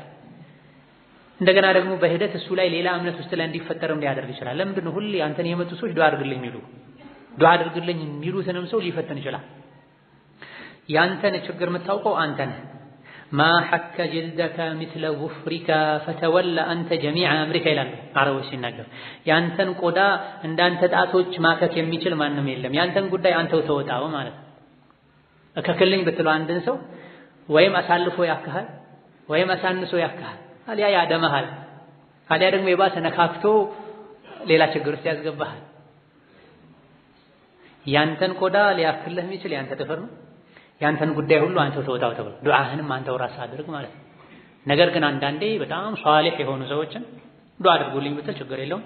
ነገር ግን ዱዓ አድርጉልኝ ስትል አንተን ብቻ አስበህ ዱዓ አድርጉልኝ ከምትላቸው ሁለታችንም እንድንጠቀም ይሄን ሰው ዱዓ አድርግልኝ ልበለው፣ ዱዓ ሲያደርግልኝ እሱም ጭምር ስለሚጠቀም እኔንም ሊጠቅመኝ እሱም ሊጠቀም ብለህ ነይተህ አስፍተህ ካልክ ይሄኔ ከራሃው ይቀራል ማለት ነው። ሁሉ ነገር ላይ ግንዛቤ ካለን መውጫ አለ ማለት ነው። ዝም ብለህ ሰው ባገኙ ቁጥር ዱዓ አድርግልኝ ብለህ ሰዎች ዱዓ አድርግልኝ ተራ የተለመደ ነገር ሆኗል። አንዴ ለራሱ እጁን አንስቶ ዱዓ አያደርግም። ዱዓ አድርግልኝ ሰላም ነው እንዴት ነህ ዱዓ አድርግልኝ። ይሄ የዱዓውን ቂማ ያሳጠዋል። እንደው ወንድሜ ምን ገጥሞት ነው ብለህ ተጨንቀህ ለየት ያለ ዱዓ እንዳታደርግም ያደረገ ነው። ሰዎች በተገናኙ ቁጥር ዱዓ አድርግልኝ ብቻ ብለው ይሄዳሉ። ያ ከሚሆን አንተ ራስህ ዱዓ አድርግ። አንዳንዴ ግን ሷሊህ ሰዎችን በሸርጥ ቅድም ባልነው ሸርጥ ዱዓ አድርግልኝ ቢባል ችግር የለም። ምንድነው የጠቀስነው ሸርጥ? ሰውን ዱዓ አድርግልኝ ማለት በመሰረቱ ይቻላል፣ ባይበዛ ጥሩ ነው። አይገባምም ተብሏል። ግን ይቻላልም ይሻላልም ምን ከተነየረበት ዱዓ አድርግ ስንል አንድን ሰው ለራሳችን ብቻ እሱ ዱዓ እንዲያደርግልኝ እኛ ብቻ እንድንጠቀም አስበን ሳይሆን ዱዓ ሲያደርግ ለሱም ጭምር ስለሚጠቀም እኔም እሱም እንድንጠቀም ዱዓ አድርግልኝ ተብሎ ከሆነ ይመረጣል። ሌላው ትልቅ ዱዓ መቅቡል የሚሆንበት አጋጣሚ ጾም ነው። አቡ ዳውድ ሌሎች የመዘገቡት ሐዲስ ነብዩ ሰለላሁ ዐለይሂ ወሰለም ሶስት ሰዎች ዱዓቸው አይመለስም አሉ። አንደኛ ጾመኛ እስኪያፈጥር ድረስ፣ ወከዛሊክ መንገደኛ እስኪመለስ ድረስ ኢላ አኺር። ሁሌም ጾመኛ ሆኖ ዱዓ መቅቡል ነው። ይበልጥ ደግሞ ሌላኛው ሸህሩ ረመዳን አልሙባረክ የተከበረው ረመዳን ወር የዱዓ ወር ነው። ዱዓ ይበልጥ መቅቡል ይሆንበታል ከሌላ ጊዜ የበለጠ። ረመዳን ላይ እንዳጠቃላይ ዱዓ ልናበዛ ይገባናል። ከሱሑር ጀምሮ ከፈጅር ጀምሮ እስከ ኢፍጣር ድረስ ማታም ጭምር ሌሊቶችም የተባረኩ ናቸው። እንዳጠቃላይ በሰፊ ሰዓት ያገኘነው አጋጣሚ በየመሃሉ መኪናም እየነዳን ቢሮ ቁጭ ብለን ስራም እየሰራን መንገድ እየተጓዘን ቁጭ ብለን ቁርአን እየቀራን በየመሃሉ ሶላት እየሰገድን ስጁድ ውስጥ ዱዓ በብዛት ልናደርግ ይገባናል። ዱዓ ማብዛት የሚወደድበት ወር ነው ረመዳን። ከመሆኑም ጋር ግን ብዙ ሰዎች ዱዓ የሚያደርጉት መቼ ነው? ሲያፈጥሩ ነው። ቴምር እዚህ ጋር፣ ውሃ እዚህ ጋር፣ ወተት እዚህ ጋር፣ ዱዓ እዚህ ጋር። ጠይብ ሐሳባቸው ቴምሩ ላይ ሳምቡሳው ላይ ሆኖ ነው ብዙ ሰዎች ዱዓ የሚያደርጉት የመጨረሻ ሰዓት ላይ ማለት ይሄ አይነቱ ዱዓ በቂ አይደለም። ቀደም ተብሎ ዱዓ መደረግ አለበት። ቀኑን ሙሉ ዱዓ መደረግ አለበት። የመሸ ሲሄድ የበለጠ ስለሚደክመን የውስጥ መድከም አላህ ላይ ለመመካት እኔ ማለት እኮ ደካማ ነኝ ማረባ ነኝ ምንም ያለ አላህ ዋጋ የለኝም ማለት ነው። ምግብ ስላልበላው እንደዚህ ደከምኩ ሁሌ ያበላኝ የሚያኖረኝ አላህ ነው ተባረከ ወተዓላ። ስለዚህ ያለሱ ምንም አይደለሁም ማለት ነውና ጌታዬ ሆይ ብሎ ወደ አላህ እንድንመለስ ያደርጋል። መራቡ የሌሊቱ የቀኑ መጨረሻ ላይ ልክም ሲሉ አመሻሽ ላይ ማድረጉ የበለጠ ይወደዳል። አዎ ግን ቀኑን ሙሉ ከዱዓ ርቀን ቴምር ሲቀመጥ አይደለም ዱዓ ትዝ ሊለን የሚገባው የልብ ዱዓ መሆን አለበት። ሁሉም የረመዳን የቀኑ ክፍለ ጊዜ ላይ ሰፊ ሰዓት ላይ ዱዓ ከማድረጋችን ጋር ደግሞ ሌላው ትልቁ የዛሬ ሙሐደራችን ነጥብ የሆነው ከረመዳን ጋር ከጾም ጋር ከረመዳን ምሽት ዒባዳዎች ጋር ተያይዘው የሚደረጉ ዱዓዎች አሉ። አንዱ ኢፍጣር ላይ የምንለው ዱዓ ነው። ከአብዱላህ ብን ዑመር እንደተዘገበው አቡ ዳውድ ተዘግበውት አልባኒ ሐሰን ሶሒህ እንዳሉት ካነ ረሱሉላህ ሰለላሁ ዐለይሂ ወሰለም ኢዛ አፍጠረ ቃለ ዘሀበ አዝ-ظመኡ ወብተለት አልዑሩቁ ወተበተ አልአጅሩ ኢንሻአላህ። ነቢዩ ዐለይሂ ሰላቱ ወሰላም ጾመው ውለው ሲያፈጥሩ ዘሀበ አዝ-ظመእ ወብተለት አልዑሩቅ ወተበተ አልአጅሩ ኢንሻአላህ ይሉ ነበር። ስለዚህ ጾመኛ ቀኑን ሙሉ ዱዓ ማድረግ አለበት። ልክ ደግሞ ሲያፈጥር ሊለው የሚገባ ራሱን የቻለ ዱዓ አለ። ቀን ሙሉ የምናደርገው ዱዓ የተገደበ አይደለም። የፈለግነውን ዱዓ ማድረግ እንችላለን። የቁርአን የሐዲስ ዱዓ መልካም ዱዓ አንድ ሰው ዱዓ እንዲያደርግ የግድ ቁርአን ሐዲስን ክታቡ ዳዕዋትን መሐፈዝ አለበት፣ አልአዝካርን ሒስኑል ሙስሊም መሐፈዝ አለበት ማለት ነው። ቃል ነው ይሄ ቢሆን ቢሳካ ጥሩ። ካልሆነ አሊፍ ባታን ማያውቅ ሰው የቁርአን የሐዲስን ዱዓ እንኳ ያልሐፈዘ ሰው ጌታውን ካወቀ ተውሂድን ከያዘ ከሱ አንደበት የሚመነጭ ዱዓ አንዳንዴ አንተ ተውሂድን ሱናን አውቃለሁ የምትል የኪታብ ዝክሮችን ሸምድደህ ግን በልብህ አላህን በትክክል ማታውቅ ማታከብር ሰው ከምታደርገው ዱዓ አላህን በትክክል የሚያውቅ የጃሂል ዱዓ ሊሻል ይችላል። አንዳንድ አባት እናቶች አያቶች የሚያደርጉት ዱዓ ወላሂ ይነዝራል ሰውነት ልጣፈው ሁሉ ያስብልሃል። ቁርአን ያልቀሩ ሐዲስ ያልቀሩ ኧረ እንደው አሊፍ ባታን ማይለዩ አባት አያቶች አሉ። አንዳንድ ዱዓ ሲያደርጉ ሳታስበው እንባ ይፈሳል። አላህ እንዴት እንደሚገልጹት ለአላህ እንዴት እንደሚተናነሱ አላህ እንዴት እንደሚያወድሱት ከውስጥ የመነጨን ይሄ ዱዓ ይሻላል። ቃሉ ቁርአን ሐዲስ ላይ ላይኖር ይችላል፣ ግን ከቁርአን ሐዲስ የሚጋጭ አይደለም። ሰማዩን ከፍ ያደረክ ምድሩን የዘረጋ ዝናቡን የምታዘንብ ጌታዬ ሆይ ያሉ የቁርአኑን በሌላ አገላለጽ ገለጹት እንጂ የሐዲሱን። ስለዚህ አባቶች አያቶች ትልልቅ ሰዎች የዱዓ ተለምዶ ያላቸው ሰዎች ተሰጥኦ ያላቸው ሰዎች የሐዲስን የዝክርን አላደረጉም ብላ ቸላ ማለት የለም። አፈጻጸሙ ላይ ቢድዓ ካለ ምከራቸው። አባቴ አያቴ እንደዚህ ዱዓ አይደረግም ብለህ ምከራቸው። በተረፈ በትክክል ዱዓ ካደረጉ የነሱ ዱዓ አንተ ልብህ ሌላ ዓለም ሆኖ ውስጥህ ላይ የአላህ ክብር ሳይኖር የዝክር ክታቦችን የዱዓ ክታቦችን ሸምድደህ ከምታደርገው የነሱ ሊሻል ይችላል። ስለዚህ ቀኑ ሙሉ ላይ ረመዳን ላይ ጾመኛ የፈለገውን ዱዓ ማድረግ ይችላል። ወሰን ማለት የሌለበትን ዱዓ ልክ ነው። የቀን ዱዓ የረመዳን የጾመኛ የቀን ዱዓ ረመዳን የሚሆን ሌላ ጾም ላይ ልክ ነው። ልክ ስናፈጥር ግን የተገደበ ራሱን የቻለ ዱዓ አለ። ምንድነው እሱም? ذهب الظمأ وابتلت العروق وثبت الأجر إن شاء الله። የተለያዩ ሌሎች ዘገባዎች አሉ፣ ነገር ግን ضعيف ናቸው። اللهم لك صمت وعلى رزقك أفطرت የሚል አለ። ብዙ ጊዜ ሀገራችን ላይ የተለመደው ይሄ ነው። አባቶች አያቶች የሚያውቁት ይሄ ነው። ሌሎችም አዝካሮች አሉ፣ ግን አንዳንዶቹ ሐዲሱ ضعيف ነው። የተሻለው ሶሒህነቱ የተሻለው ይሄኛው ذهب الظمأ وابتلت العروق وثبت الأجر إن شاء الله። ሌላውንም ቢሉ ችግር የለም እስከ ተገኘ ድረስ ሐዲሱ ያን ያክል ደካማ ነው እስካልተባለ ድረስ። ይሄን ግን ትክክለኛውን ቢሉ የበለጠው ሶሒህ ነው የሚባለውን ቢሉ የተሻለ ምን ማለት ነው? አረብኛውን ቃል በቃል ማለት ያልቻለ ሰው በራሱ ቋንቋ ትርጉሙን ተጠቅሞ አላህን ማመስገን ይችላል። ذهب الظمأ ማለት ጥሙ ድካሙ ሄደ ማለት ነው። وابتلت العروق የሰውነት ቆዳይ የደም ስሬ ረጠበ፣ እህል አገኘ፣ ውሃ አገኘ፣ ቴምር አገኘና ረጠበ። وثبت الأجر إن شاء الله የቀረው ደግሞ አጅር ነው በአላህ ፍቃድ። የድካሜ የጾሜ አጅርም አላህ ዘንድ ተረጋገጠ፣ ግን ኢንሻአላህ። ስለዚህ ይሄን በቃል መሐፈዝ የቻለ ሰው ሐፍዞ ማለት አለበት። ሶስት ቃላቶች ናቸው። ذهب الظمأ وابتلت العروق وثبت الأجر إن شاء الله። ذهب الظمأ ጥሙ ተቆረጠ ተወገደ። وابتلت العروق የደም ስሬ መረጠበ፣ ሰውነቴ ደርቆ የነበረው መርጠብ ጀመረ። የቀረው አጅር ነው። አጅሩ ደግሞ በአላህ ፈቃድ ተረጋገጠ ይባላል። በአረብኛ ያልቻለ ሰው በራሱ ቋንቋ ሊለው ይችላል። ወተበተል አጅሩ የሚባለው ላይ ኢንሻአላህ ለምን ገባ የተባለ እንደሆነ ቅድም ዱዓ ላይ ኢንሻአላህ አትበሉ ተብሏል። አለይሰ ከዛሊክ هذا سؤالك يا عبد الله تحرك راسك هنا እንደ አጠቃላይ የጾመ ሰው የሚያገኘው አጅር አለ። አላህ ተባረከ ወተዓላ ላ ዩዲዑ አጅረ አልሙሕሲኒን መልካም ስራ የሰሩ ሰዎችን ምንዳ ከንቱ አያደርግም። በግለሰብ ደረጃ ግን አንተ 100% እርግጠኛ መሆን አይቻልም። ለዚህ ነው ኢንሻአላህ የገባው። እንደ አጠቃላይ የጾመኛ አጅር አለ።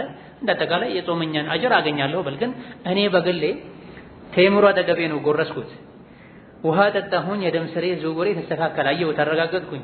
በዛ ልክ ግን የኔን ጾምን በግል ደረጃ ቴምሩን የጎረስኩትን ያክል አጅሩን ማገኘሁት ብዬ እርግጠኛ መሆን አልችልም። ለምን? ጾም የሚያበላሹ ነገሮችን አድርጌ ሊሆን ይችላል። አጅር የሚያሳጡ ነገሮችን፣ ጥፋቶችን አጥፍቼ ሊሆን ይችላል። ስለዚህ ምን አስፈለገው? ድጋፍ አስፈለገው። ምን ተባለ? ኢንሻአላህ ተባለ። ከዚህ አንፃር ነው ለተበሩክ ነው። አንድ ሁለተኛ አላህን የሚያስገድደው የለም። የቂያም ቀን ሂሳብ ሰርተህ ዶክመንት ይዘህ እኔ ዱንያ ላይ 80 ዓመት ኖሬያለሁኝ እስከ 15ኛው ዓመት አልጾምኩም፣ 80 ሲቀነስ 15 ይሄን ያክል ይሆናል፣ የዚህ ያክል ዓመት ጾም ይሄን ያክላል፣ ስለዚህ ይኸው ደረሰኝ አምጥቻለሁ አምጣ አጅሬን ብለህ አላህን መተሳሰብ አትችልም። ኢንሻአላህ የተባለው ለዚህ ወከዛሊክ ተበተል አጅር የሚለው ማነቃቂያ ነው። በየቀኑ ጾመን ውለን ስናፈጥር ወተበተል አጅር ትላለህ ሁሌ። የዱዓ የዚክር አንዱ ጥቅም ይሄ ነው። ትርጉሙን ማወቅ ደግሞ ሌላኛው ጥቅም ነው። ቃሉን እንለው ይሆናል ግን ምን ማለት ነው ብለን እናውቃለን። ذهب الظمأ وابتلت العروق وثبت الأجر إن شاء الله። ሁሌ ባፈጠርን ቁጥር አጅሩ ጸና እያለ ነው። አጅር አለኝ ማለት ነው። ድካሙን ረሷለን። አንዳንድ ሰዎች ጾም በጣም ይከብዳቸዋል። ሲጾሙ የሚያማቸው ሰዎች አሉ። አሁንም ድሮ በታቢዒዎችም ዘመን ጾም አይችሉ ሲጾሙ የሚታመሙ ሰውነታቸው የሚያባብጥ ነበር። ሌሊቱ ግን ሲሰግዱ ያድራሉ፣ ጂሃድ ያደርጋሉ። የጂሃድ ተሰጥኦ ያላቸው አሉ፣ የዕልም ተሰጥኦ ያላቸው አሉ፣ የሰደቃ ተሰጥኦ ያላቸው አሉ፣ የጾም ተሰጥኦ ያላቸው አሉ። ሁሉንም አላህ ያገራላቸው አሉ፣ አንዳንዱም ይከብዳቸዋል። ስለዚህ ወተበተል አጅር የሚለው የትናንቱን ድካም እንድትረሳ ለአዲስ ለነገ የጾም ዒባዳ አቅም እንድታገኝ ያደርጋል። ምን ማለት ወተበተል አጅር ማለት በቃል ማለቱ ብቻ በቂ አይደለም፣ በልብ ይሄን ማስተዋል ይገባል። መቼ ነው ይሄ ዝክር የሚባለው? ذهب الظمأ وابتلت العروق وثبت الأجر إن شاء الله የሚባለው ወይም በኢፍጣር ሰዓት የሚባለው ዝክር የሚደረገው መቼ ነው? ሶስት አማራጭ አለው። ልክ ዋና ቴምር ልንቀምስ ስንል አፋችን ላይ ስናስጠጋም ማለት እንችላለን። ቴምር ከቀመሰን ውሃ ከጠጣን በኋላ ማለት እንችላለን። ከበላን ከጠጣን በኋላ ማለት እንችላለን። ذهب الظمأ የሚለው ይሄን ነው የሚያሳየው። ጥሙ ተቋረጠ የምትለው ከጠጣህ በኋላ ነው፣ ከበላህ በኋላ ነው። ስለዚህ ካፈጠርክ በኋላ ነው የሚባለው ተብሏል። አይደለም ልክ ልጀምር ስትል ነው ተብሏል። ጥሙ ሊቋረጥ ሊቆም ነው፣ ጥሙ ሊቆረጥ ነው፣ ሊወገድ ነው። ቀድ ቃመ ሶላት እንደሚባለው ማለት ነው። ሶላት ተነስተህ ታጥቆም ሳይጀመር ምን ይባላል? ቀድ ቃመት ሶላቱ ቀድ ቃመት ሶላት ይባላል። ገና ነው ሶላት አልተጀመረም። ሶላት ሊጀመር ተቃርቧል ማለት ነው። ذهب الظمأ ስትልም ከመብላት በፊት ብትለው ችግር የለውም። አሁን ልበላ ነው፣ ጥሙ ሊቆረጥ ነው እንደማለት አይደለም። የተወሰነ ከበላህ በኋላ መሀል ላይ ያስገብተህ በለው ተብሏል። በሶስቱም ተፈስሯል። ሶስቱም ያስኬዳል። አንዳንዴ ልናፈጥር ስንል እንለዋለን፣ አንዳንዴ ያፈጠረን በመሃል እንለዋለን፣ አንዳንዴ አፍጥረን ከጨረሰን በኋላ አልሐምዱሊላህ الذي أطعمني وسقاني ከማለታችን ጋር አብረን ቀላቅለን እንለዋለን። ሶስቱም ያስኬዳል። ታዲያ ይሄ የማፍጠር ዚክር በጀማ ይባላል፣ በተናጠል ነው ይባላል። አባት ለብቻው፣ እናት ለብቻዋ፣ ልጆች ለብቻቸው ይበሉ እንጂ ኑ የኢፍጣር ዚክርን በጋራ እንበል አይባል። اللهم إلا إذا كان في مقام تعليم الصبيان فلا بأس به። ህፃናትን ለማስተማር ለማሳሐፈዝ ከሆነ በጋራ ቢባል ችግር የለውም እስኪያፍሩ ድረስ። ከዛ ውጪ ሁሌ በቋሚነት ቴምር ያዙና ኑ በጋራ የኢፍጣር ዚክርን እንበል አይባልም፣ ቢድዓ ነው።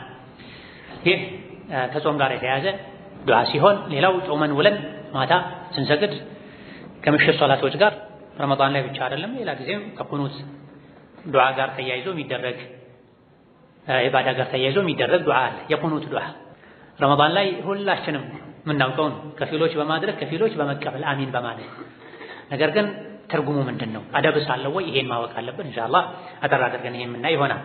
ከሐሰን ኢብኑ አሊ የነብዩ አለይሂ ሰላቱ ሰላም የልጅ ልጅ እንደተላለፈው ነብዩ አለይሂ ሰላቱ ሰላም የቁኑት ዱዓ የዊትር ዱዓ አስተማሩኝ። አለመኒ ረሱሉላህ ሰለላሁ ዐለይሂ ወሰለም ከሊማትን አቁሉሁነ ፊል ዊትሪ አንዳንድ ዘገባዎች ፊል ቁኑቲ ብላ ዊትር ላይ ቁኑት ሳደርግ የማደርገውን ዱዓ ነቢዩ ዓለይሂ ሰላቱ ወሰላም አስተምረውኛል አሉ። የዱዓ ምርት የቁርአን ዱዓ ነው። የዱዓ ምርት ነቢ ያስተማሩት ዱዓ ነቢ ሲያደርጉት የነበረ ዱዓ ነው። ነቢዩ ዓለይሂ ሰላቱ ወሰላም ለልጅ ልጃቸው በጣም ነው የሚወዱት ለሐሰን የጀነት ወጣቶች አለቃ መሪ ላሉት ሰው ያስተማሩት ዱዓ ነው። ከሊማት አሉ ቀላል መሆናቸውን ለመግለጽ ነው። ዊትር ላይ የምላቸው ቁኑት ላይ የምላቸው አንዳንድ ዘገባዎች ላይ ቁኑት በሚልም ተገልጿል። ቁኑት ላይ ዊትር ላይ የማደርጋቸው ዱዓዎችን ቃላቶችን ነቢ ያስተማሩኝ ቃላት ናቸው። ቁኑት ላይ ዱዓ መርዘም የለበትም። ቁኑት ላይ ዱዓ መርዘም የለበትም። አንዳንዴ ይበልጥ ዱዓ ተስፋ የሚደረግበት አጋጣሚ ከሆነ ከፊት ሶላት ቀለል ብሎ ካለቀ በምክንያት አንዳንዴ ዱዓ ሊረዝም ይችላል እንጂ በመሰረቱ የቁኑት ዱዓ ከሊማት የሐዲሱ ቃል ነው። ቃላቶች ውስን ቃላቶችን አስተማሩ። ኢማም አሕመድ የቁኑት ዱዓ ምን ያክል ነው ገደብ አለው ሲባሉ ሱረቱል ኢንሺቃቅ የሚቀራበትን ያክል ጊዜ እንዲደረግ ብለዋል። ውስን ደቂቃዎች ናቸው። ከፊት መግቢያ የአላህ ውዳሴ ሊኖርበት ከአላሁመ ህዲና ፊመን ሀዲይት ከሚለው የተወሰኑ አንዳንድ የአተር ዱዓዎች ሊጨመሩ ይገባል ይቻላል አንዳንዴ እንጂ ተራዊሑን ለመስገድ የተቆመውን ያክል ቁኑት ላይ የሚቆሙ ሰዎች የተንቀጠቀጡ ለመውደቅ የሚቀርቡበት ሁኔታ አለ። በለፋ አውጥተው ሁሉ በቃ ኧረ ይበቃል ያሉ ሰዎች ተገኝተዋል በታሪክ ላይ ሶላቱን ረስተውት ጀንጓቸው ኧረ ይበቃል ብለው ለማስቆም የሞከሩበት ይደርሳል። እዚያ ደረጃ መድረስ የለበት። አው ዱዓ ያስፈልጋል። በጣም ያረዝሙ ሰዎች ለምን ሲባሉ ዱዓ ያስፈልጋል ነው የሚሉት። አው ዱዓ ያስፈልጋል፣ ግን ዱዓ የሚደረገው ቁኑት ላይ ብቻ አይደለም። ሰዎች አንድ ሰዓት ገደማ በተራዊህ ቆመው ዝለው ደክመው መጨረሻ ላይ ግማሽ ሰዓት መቆም የለባቸው። በመጠኑ ቁኑት ላይ ይደረጋል፣ በመጠኑ ተሸሁድ ላይ ይደረጋል፣ በመጠኑ ስጁድ ላይ ይደረጋል፣ በመጠኑ ሌሊት ላይ ተነስተህ ታደርጋለህ። ቀኑን ሙሉ ስታደርግ ትውላለህና በግልህ ከሆነ የፈለግከውን ያክል አድርግ። ከጀማ ከሆነ በመጠን መሆን አለበት። اللهم اهدني فيمن هديت وعافني فيمن عافيت وتولني فيمن توليت وبارك لي فيما أعطيت وقني شر ما قضيت إنك تقضي ولا يقضى عليك إنه لا يذل من واليت ولا يعز من عاديت تباركت وتعاليت የተገደበ ዱዓ ላይ መጨመር አይገባም። መጨመር ካስፈለገ ከኋላ ነው መቀጠል ነው የሚቻለው። መሃል ላይ ቃላት መቀላቀል አይገባም። ወቂና ወስሪፍ ዐና ሸረ ማ ቀضይት የሚሉ ሰዎች አሉ። ወስሪፍ ዐና የሚለው የለም ሪዋያ ላይ እስከማውቀው ድረስ ወስሪፍ ዐና የሚል የለም። ስለዚህ ቁኑት ነብዩ ለሐሰን ያስተማሩት ራሱን ልናደርገው ከዛ በኋላ ሌላ ልንቀጥል ከፊት መግቢያ ልናደርግ ነው እንጂ የሚገባው ቃላቱ ላይ መጨመር አያስፈልግም። ቃላቱ ይሄን ይመስላል። ማዕናውን አጠር ባለመልኩ ስናይ اللهم اهدني فيمن هديت ለብቻችን ከሆነ اللهم اهدني እንላለን። ከሰው ጋር ከሆነሳ اللهم اهدنا። አንዳንዴ ህፃናትን ቁርአን ስለሐፈዙ ብቻ ያስገባቸውና ዱዓውን ሙሉ ለብቻቸው ያደርጉታል። اللهم اهدني فيمن هديت وعافني فيمن عافيت። ይሄ ደግሞ በግልጽ በሐዲስ ተከልክሏል። ኢማም ለብቻው ዱዓ እንዲያደርግ ተብሏል። የጋራ ዱዓ ሲሆን ማለት ጌታዬ ሆይ ከመራሃቸው ሰዎች ጋር ምራኝ፣ ሂዳያን ከረዘቅካቸው ሰዎች ጋር ሂዳያ ረዝቀኝ ማለት ምንድን ነው? ሂዳያ አላህ ተባረከ ወተዓላ የሚወደውን መንገድ መከተል መቻል ማለት ነው። ሙስሊም አድርገኝ፣ ሙእምን አድርገኝ፣ የተውሂድ ሰው አድርገኝ፣ የሱና ሰው አድርገኝ። አድርገኸኛል ሙስሊም፣ እዛ ላይ አጽናኝ። እስልምናዬን ኢማኔን አፋፋልኝ፣ አሳድግልኝ፣ ጨምርልኝ፣ እዛ ላይ እስከ መጨረሻ ምጸና አድርገኝ ማለት ነው። ከመራሃቸው ሰዎች ጋር አድርገኝ ማለት ተወሱል አለበት ውስጡ ላይ ፊመን ሀደይተ የመራሃቸው ሰዎች አሉ፣ ነብዮች፣ ሳሊሖች፣ አላህ የመራሃቸው ሰዎች አሉ። እነሱን መርተሃልና እኔንም ምራ ማለት ነው። ይሄ ነው ተወሱል የሚባል። አላህን በስራው ነው የምንጠይቀው፣ በመልካም ስሙ ነው የምንጠይቀው፣ በመልካም ባህሪው ነው የምንጠይቀው እንጂ በነብዮች፣ በሳሊሖች፣ በደጋጎች አይጠየቅም። አላህ አይገባም። በገሌ መጀል በገሌ የሆነብህ አይባልም። اللهم اهدني فيمن هديت። ይሄ ተወሱል ነው ውስጡ ላይ። ነብዮችን መርተሃል፣ ሳሊሖችን መርተሃል፣ ሙጃሂዶችን መርተሃል፣ ሸሂዶችን መርተሃል። ብዙ የመራሃቸው ባሮች አሉ፣ ያደልካቸው ያስተካከልካቸው አሉ። እነሱን እንዳስተካከልከው እኔን አስተካክለኝ፣ እነሱን በማስተካከልህ ይሁንብህ እኔንም አስተካክለኝ። በስራው እንጠይቀዋለን አላህ። ይሄ አላህን ያስደስተዋል። ኢህዲኒ የሚለው ሁሉንም ነገር ያካተተ ነው።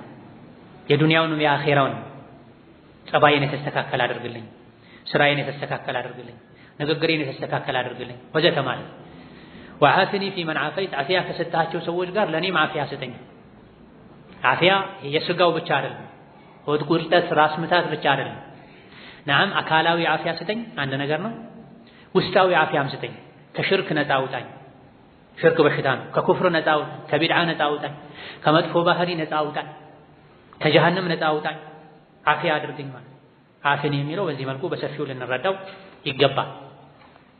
ወተወለኒ ፊመን ተወለይት አንተ ኃላፊያቸው ከሆንክ ሰዎች ጋር የኔም ኃላፊ አንተ ሁን። አንተ ጠብቀኝ፣ በአንተ ጥበቃ ስራ አድርገኝ ማለት ተወለኒ የኔ ኃላፊ አንተ ሁን። አላህ ኃላፊው የሆነ ሰው ምንም አደጋ አይደርስበትም። አላህ ይጠብቀዋል፣ አላህ ይንከባከባል። አደጋ ቢደርስበት እንኳን አደጋውን አላህ ቀለል ያደርግለታል። አደጋ ቢደርስበት እንኳን አደጋው ላይ ሰብር አላህ ይሰጠዋል፣ ትዕግስት ይሰጠዋል። ወመን ዩእሚን ቢላሂ ያህዲ ቀልበሁ። ሙሲባ ሁሉም ሰው ላይ ሊደርስ ይችላል። ነቢይም ላይ ሙሲባ አደጋ ደርሷል። ግን በአደጋው ጊዜ መጽናትን፣ መሰበርን፣ ማመስገንን አላህ ይሰጠዋል። ወተወለኒ ፊመን ተወለይት ወደ ራሴ አስጠግተህ አትተወኝ ማለት ነው። ወደ ራሴ አስጠግተህ አትተወኝ፣ የኔ ኃላፊ አንተ ሁን። እኔ ነፍሴ ደካማ ናት፣ ገደል ታስገባኛለች። ኢነ ነፍሰ ለአማረቱን ቢሱ። ሰው በራሱ ሊተማመን አይገባው። ለትምህርት የትም ደረጃ ላይ ቢደርስ፣ በእድሜ በእውቀት የትም ደረጃ ላይ ቢደርስ፣ አዋቂ ነህ፣ ነገረ ፈጅ ነህ፣ የሀገር ሽማግሌ ነህ፣ የሀገር መሪ ነህ እንኳ ቢባል ሰው ነፍሱ ደካማ ናት። ነብዩ ሰለላሁ ዐለይሂ ወሰለም ወደ ነፍሴ አስጠግተህ አትተወኝ፣ በነፍሴ እንድመካ አታድርገኝ ያሉ ዱዓ ያደርጉ ነው። ፈላ ተክልኒ ኢላ ነፍሲ ጠርፈተ ዐይን። ለአንድ ዓመት ለአንድ ወር አይደለም፣ ለአይን ቅጽበት አይን ተከድኖ የሚገለጥበትን ያክል እንኳ እኔን ለኔ አትተወኝ። ገብቶናል? እኔን ለኔ አትተወኝ። ህፃን ልጅ ያለ እናቱ መኖር አይችልም አይደል? እኛ ያለ አላህ መኖር አንችልም። ጨቅላ ህፃን ልጅ እናቱ ታስፈልጓለች፣ እህቱ ታስፈልጓለች፣ ሞግዚቱ ታስፈልጓለች። ከዛ በላይ ለኛ ለነፍሳችን ማን ያስፈልገናል? አላህ ያስፈልገናል። ካልሆነ የትኛው ገደል ላይ ገብተን እንደምንቀር አናውቅም። ነፍስ ከባድ ነው፣ ጥበቃ ያስፈልጋል። ወቂኒ ሸረ ነፍሲ፣ ከነፍሴ ሸር ጠብቀኝ የሚል ዱዓ አለ። ከነፍሴ ሸር፣ የውጭ ጠላትህን ከምትፈራው በላይ ነፍስያ ጠላትህን አትላንተ፣ ጠብቃት፣ ተጠንቅቃት፣ ፍራት። ስለዚህ ወተወለኒ ፊመን ተወለይት፣ ይሄ የኔ ወልይ የኔ ጠባቂ አንተ ሁነኝ። አላህ ጠባቂ የሆነ ሰው አላህ ይጠብቀዋል። ከወንጀል ይጠብቀዋል፣ ከኩፍር ይጠብቀዋል፣ ከውርደት ይጠብቀዋል፣ ከኪሳራ ይጠብቀዋል፣ ለጀሃነም ለአላህ ቁጣ ከሚዳርጉ ነገሮች ይጠብቀዋል። ወባሪክ ሊ ፊማ አጠይተ፣ የሰጠኸኝ ነገሮችን በረካ አድርግልኝ። ማ መውሱላ ናት፣ የሰጠኸኝን ሁሉ በረካ አድርግልኝ ማለት ነው። ልጅ ሰጠኸኛል፣ ልጆቼን የተባረኩ አድርግልኝ፣ የሚረቡ የሚጠቅሙ አድርጋቸው። ዒልም ሰጠኸኛል፣ ዒልሜን የሚጠቅም አድርገው። ገንዘብ ሰጠኸኛል፣ ገንዘቤን የሚጠቅም አድርገው። ሚስት ሰጠኸኛል፣ ሚስቴን የምትጠቅም አድርጋት። ባል ሰጠኸኛል፣ ባሌን የሚጠቅም አድርገው። ማ አይለዲ ማለት ነው፣ የሰጠኸኝን ነገር ሁሉ በረካ አድርግልኝ። በረካ ማለት ምን ማለት ነው?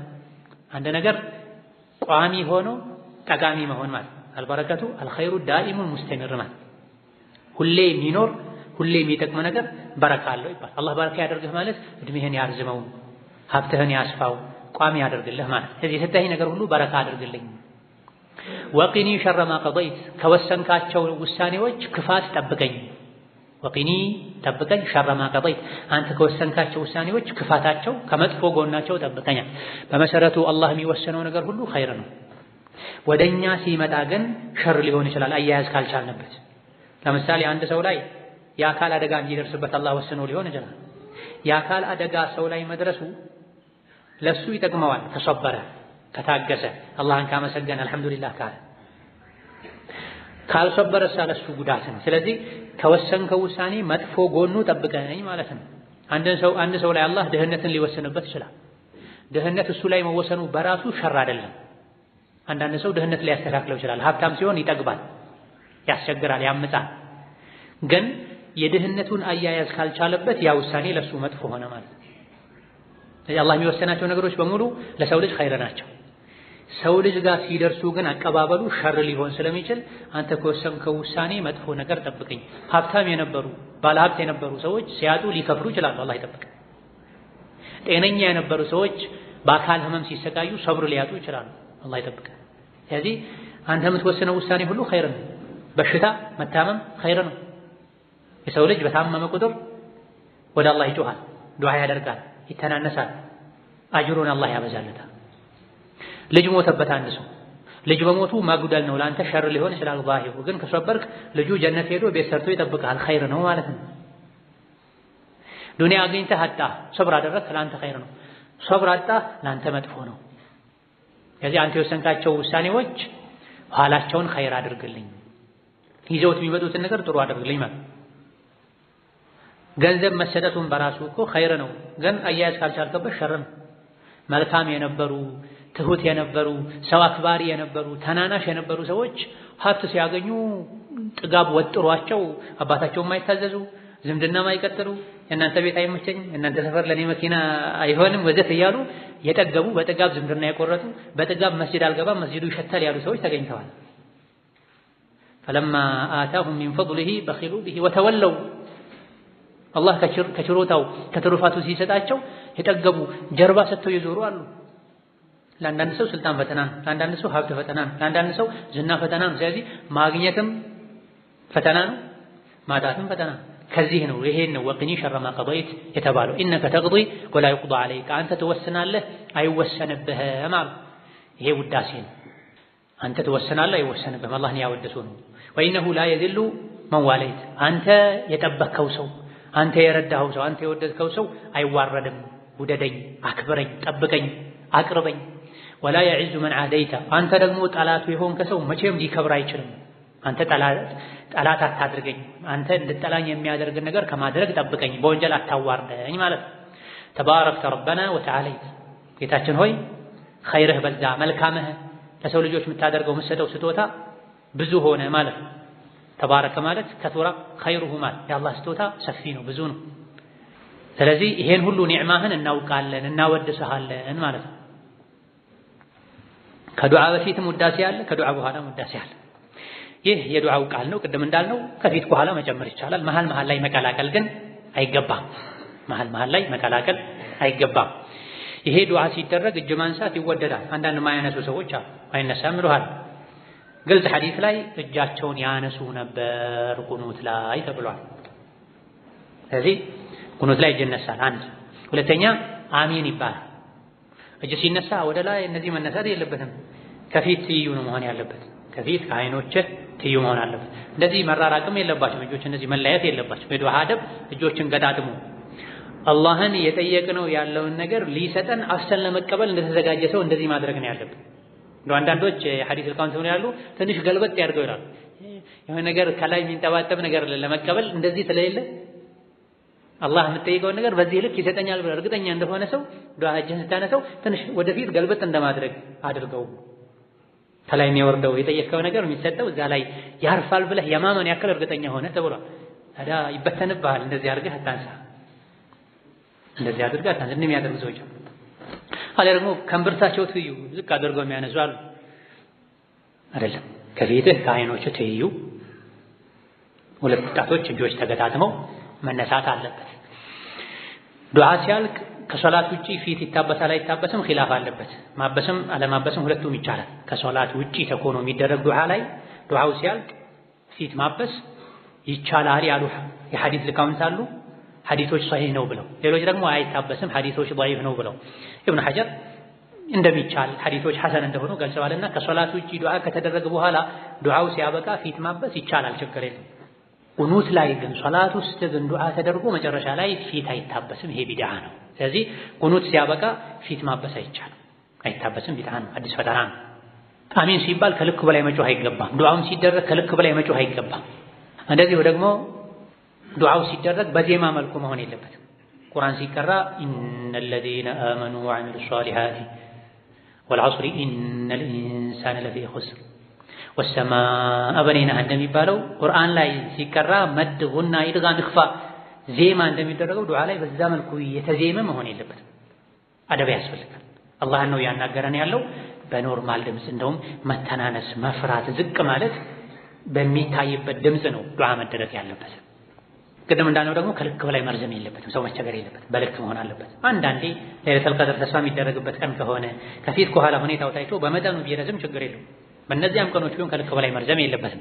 ሌላው ትልቁ እዚህ ጋር ልብ መባል ያለበት ዱዓው ሲደረግ የቁኑት ዱዓ ሲደረግ ሁሉም ቃላቶች ላይ አሚን አይባልም። ይሄን ልብ በሉ። ስለዚህ መስጂዳችን ላይ የሱና መተግበር አለበት። ብዙ ቀን አስተምረናችኋል። ነገር ግን ተግባራዊ የሚያደርግ ብዙም አላየንም። አሚን አሚን አሚን ነው የምንሰማው። አላሁመ እህዲና ፊመን ሀደይት አሚን በሉ። ወዓፊና ፊመን ዓፈይት አሚን በሉ። ወተወለና ፊመን ተወለይት አሚን በሉ። ወባሪክ ለና ፊማ አዕጠይት አሚን በሉ። ወቂና ሸረ ማ ቀضይት አሚን በሉ። ከዚህ በኋላ አሚን አይባልም። አሁን ቀጥሎ ካለው በኋላ ኢነከ ተቅዲ ወላ ዩቅዳ ዐለይክ ኢነሁ ላ የዚሉ መን ዋለይት ወላ የዕዙ መን ዓደይት። እዚህ ጋር አሚን አይባልም። ዝም በል። ውዳሴ ነው፣ አላህን ማወደስ። አንዳንድ ዑለሞች ሱብሓነላህ በል ብለዋል። ወይም አሽሀድ በል ብሏል። እውነት ነው ልክ ነው በል ወይም ጥራት ይገባህ ጌታዬ በል ተብሏል። ይሄን ማለት የሚያስችል ግልጽ ሐዲስ የለም። ግን ሰና ነው ውዳሴ ነው። ሱብሃንአላህ ብትል ችግር የለም፣ ሱብሃነክ ብትል ችግር የለውም በልክ እንጂ ሁሉም ቃላቶች ሲባሉ አሚን አሚን አሚን አይባልም። ምክንያቱም ኢነከ ተቅዲ ወላ ይቅዳ ዐለይክ ምን ማለት ነው? አንተ ትፈርዳለህ ትወሰናለህ፣ አንተ ላይ አይወሰንም። አሚን ቦታው አይደለም። አላህን ያወደሰን ነው። ጌታችን ሆይ አንተ ትፈርዳለህ አይፈረድብህም፣ አንተ ከፍ ያደረከው ዝቅ የሚያደርገው የለም፣ አንተ ዝቅ ያደረከው ከፍ የሚያደርገው የለም። አሚን አሚን ቦታል። አሚን የሚባለው መቼ ነው? ሲጠየቅ ነው። እህዲኒ ፊመን ሀደይት ከመራቸው ጋር ምራኝ። አሚን እሺ።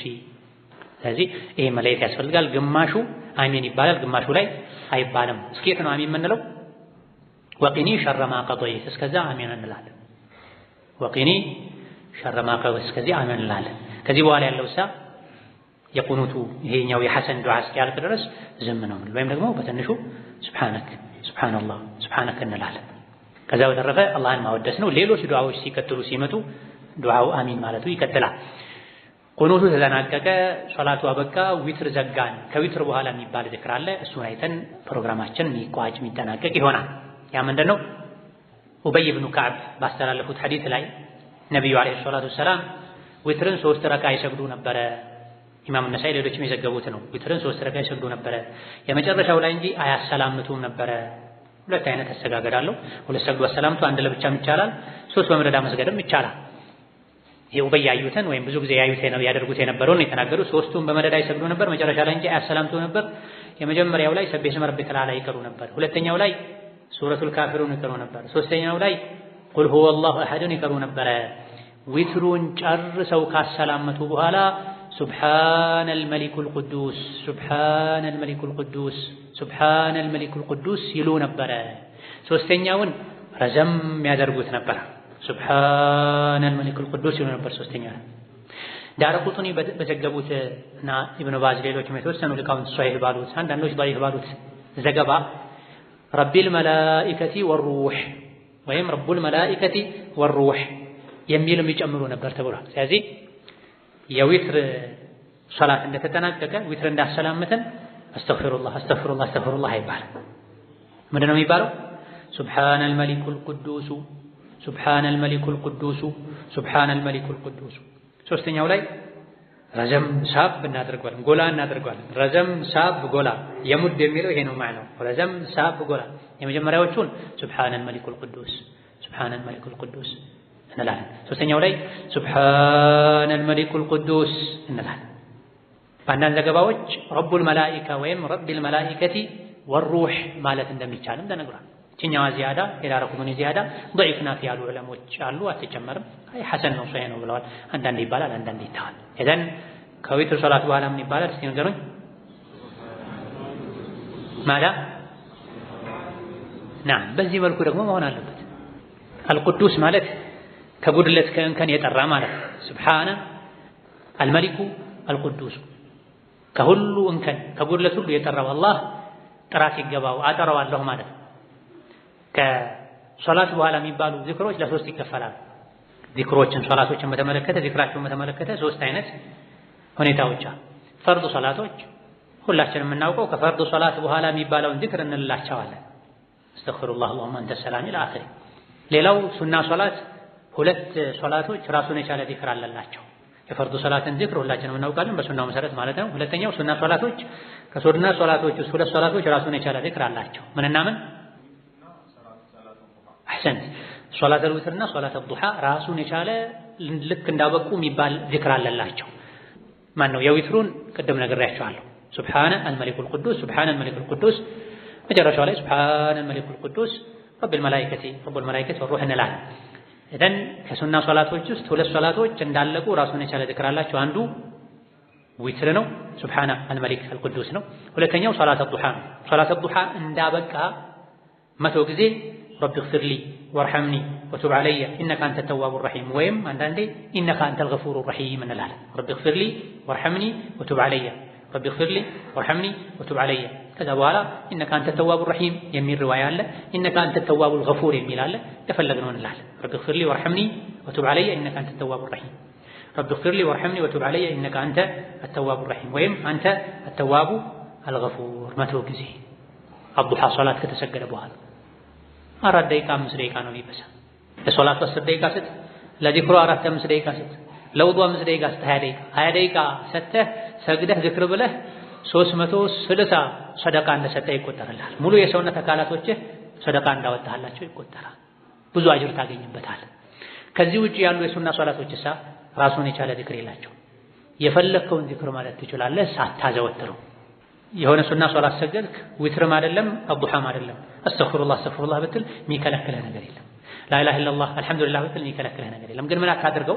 ቋሚ አታድርገው። በቋሚነት የሚቻለው የቱ ነው? ከፈርዱ ሶላት በኋላ የሚባለው ተነግሯል፣ በቋሚነት በለው። ከአዱሃና ከዊትር በኋላ የሚባለው ተነግሯል፣ ራሱን የቻለ ተገድቦለታል፣ በቋሚነት በለው። ከሁለት ውጪ ያለው ከፈርድና ከነዚህ ከሁለት ሱናዎች ውጪ ያለው ሶላቱን እንደጨረስ ከፈለክ ዝም በል፣ ከፈለክ ዱዓ አድርግ፣ ከፈለክ የፈለከውን ዚክር በል፣ ከፈለክ ከፈርዱ ሶላት በኋላ የሚባለውን አስተግፊሩላህ በል፣ ችግር የለው። ግን ምን አታድርገው? ቋሚ አታድርገው። በቋሚነት ለመያዝ ምን ያስፈልጋል? ፍቃድ ያስፈልጋል። ፍቃድ የሚሰጠው ማን ነው? አላህና መልእክተኛው ናቸው። ለሁለቱ ብቻ ነው ፈቃድ የሰጡት በቋሚነት የሚባል ዚክር የገደቡት ማለት ነው። ተራዊህስ በየመሃሉ የሚባል ዚክር አለ ወይ? ይሄም ሌላ ወሳኝ ነጥብ ነው። የለም። ተራዊህ ላይ በየመሃሉ የሚባል ዚክር የለም። በየሁለት ረካው በየአራት ረካው መሃል ላይ ተሰብስበው اللهم انك عفو تحب العفو فاعف عنا ሚሉ አሉ። በጀማዓ ቢድዓ ነው። ለብቻህ በል ችግር የለም። اللهم صل على سيدنا محمد وعلى ال سيدنا محمد ብሎ በዜማ ሚሉ ሰዎች አሉ። ቢድዓ ነው። ሌላ ደግሞ ምንድነው? ነስአሉከ ሪዳ መጨረሻው ላይ ወነዑዙ ቢከ ሚነ ናር ብለው ሚሉታል። በጀማዓ ከሆነ ይሄም ቢድዓ ነው። ለብቻህ በየመሃሉ ስጁድ ውስጥም በል ባሰላመተ ቁጥርም በል መሃል ላይ ኢማሙ ሲያርፍ የሚፈልገውን ዱዓ አድርግ።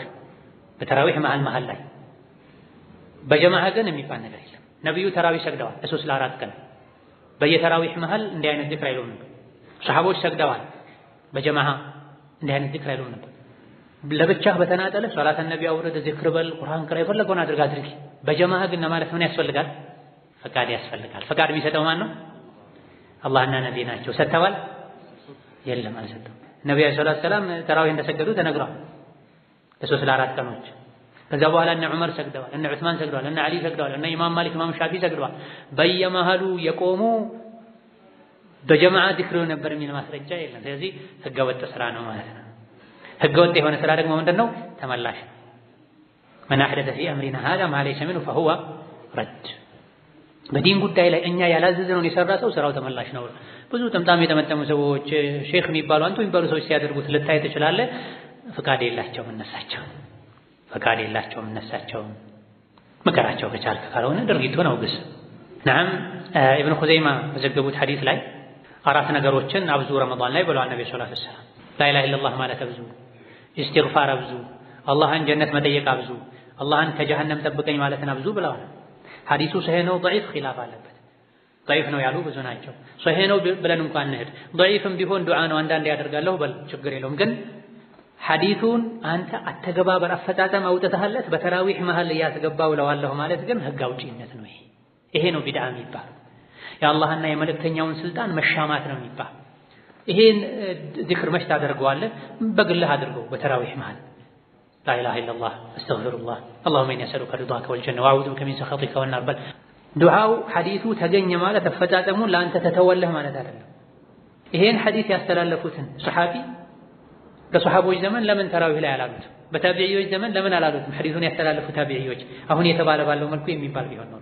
ቢድዓ ጥመት ነው፣ ከአላህ ያርቃል። ከቢድዓ ልንጠነቀቅ ይገባናል። ሌላውና የመጨረሻው የለይለቱል ቀድር ዱዓ ነው። اللهم إنك عفو تحب العفو فاعف عني። አይሻ ረዲየላሁ ዐንሃ ኢማሙ ትርሚዚ ሌሎችም እንደዘገቡት ያ ረሱላህ ለይለቱል ቀድር መቼ እንደሆነ ካወቅኩኝ ምን ብዬ ዱዓ ላድርግ ብለው አይሻ ነቢይን ጠይቀው፣ ይሄም ልክ እንደ ቅድሙ ነው። እንደ ሐሰን ኢብኑ ዓሊ የቁኑ ዱዓ ነው። ነቢዩ ለሚስታቸው ለባለቤታቸው ያስተማሩት ውድ ዱዓ ነው። ምን ብዬ ዱዓ ላድርግ ለይለቱል ቀድር መቼ እንደሆነ ካወቅኩ ሲሏቸው اللهم إنك عفو تحب العفو فاعف عني ብለሽ ዱዓ አድርጊ ብለዋል። ይሄም ላይ ያ ከሪም የሚል ቃል መጨመር አያስፈልግም። የለም ዘገባዎች ላይ اللهم إنك عفو تحب العفو فاعف عني فاعف عنا يا كريم አይባል። ተወሱል ነው። አንዳንዴ እንደ ተወሱል አስበህ መጨረሻ ላይ ልትል ትችላለህ። ግን የዚክሩ የዱዓው አካል ተደርጎ አይባልም። የለም የትኛውም ዘገባ ላይ ያ ከሪም የሚል የለም። اللهم إنك عفو تحب العفو فاعف عني ለብቻችን ሲሆን فاعف عنا ሰው ጋር አብረን የምናደርገው ሰው ይሄን ሶላት ውስጥም ቁኑት ላይ ልናበዛው ይገባል። በግላችን ስጁድ ላይም ልናበዛው ልንደጋግመው ይገባል። ተሸሁድ ላይ መጨረሻ ላይም ልንደጋግመው ይገባል። ማታ ቤት ውስጥ ሆነን ሱር የበላንም ወደ መስጂድ የመጣንም ተኝተን እንቅልፍ እስኪወስደንም ስንነቃም የለይለቱል ቀድር ምሽቶች ላይ ይሄን ልናበዛ ይገባል። አራአይተ ኢን ዓሊምቱ እንደው ለይለቱል ቀድር መቼ እንደሆነ ካወቅኩ ምን ብዬ ዱዓ ላድርግ አሏቸው። ይታወቃል ወይ ለይለቱል ቀድር? በትክክል አይታወቅም፣ በእርግጠኝነት አይታወቅም። አላህ ደብቋታል፣ አጥብቦታል። ለይለቱል ቀድር መቼ እንደሆነ ማወቁ ለይለቱል ቀድር የሚለው አንዱ ተፍሲሩም ያኒ መቼ እንደሆነች ማወቁን አላህ በየቅ አድርጎታል ቀድሮታል ማለት ነው ብሎ ተፈስሯልና ለይለቱል ቀድር መቼ ነው አይታወቅም። ግን አሽረ ለዋኺር ውስጥ በአንዱ ሌሊት አለች። የረመዳን የመጨረሻ አስሮች ውስጥ በአንዱ ሌሊት አለች። ካወቅኩ የሚለውስ እንዴት ነው የሚሆነው? ቃሉ ለይለቱል ቀድር መቼ እንደሆነች ካወቅኩ ምን ብዬ ዱዓ ላድርግ? እንደው አይሻ የሚያውቁ ነው የሚመስለው ከተባለ ለይለቱል ቀድር ይሆናል ተብሎ እንዲገመት የሚታዩ ምልክቶች አሉ። ሌሊቱ ሰላም ነው፣ ጸጥ ያለ ነው፣ ቀዝቃዛም አይደለም፣ ሞቃታም አይደለም። ብቻ ድባቡ ለይለቱል ቀድር ነው እንድትል ሊያደርግ ይችላል። በዚህ ነው ተብሏል። አይ አንዳንድ ሰዎች በህልማቸው ሊያዩ ይችላሉ ተብሏል። ሱሐቦች በህልማቸው አይተው ለነብይ ነግረዋቸዋል። ግን የኛና የሱሐቦች ህልም አንድ አይደለም።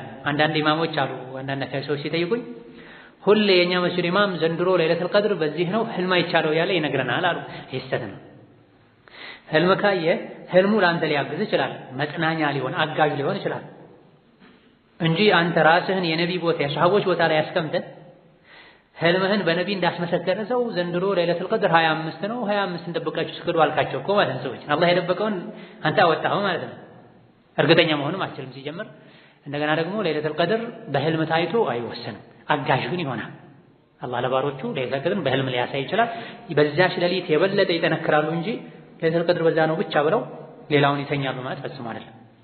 ስለዚህ በዚህና በመሰል አዝማሚያዎች በምልክቶች ከተገመተ ለይለቱል ቀድር ይሄን ዱዓ ማዘውተር ይወደዳል ለማለት ነው። ይርሐሙከላህ። ይሄ ዱዓም ቢሆን በጀማዓ መባል የለበትም፣ በተናጠል ነው የሚባለው። ዱዓውን ትርጉሙን በምናይበት ጊዜ የዱዓ ምርጥ ነው። ይሄ ዱዓ አላህን ዓፊያ መጠየቅ ነው፣ ይቅርታ መጠየቅ ነው።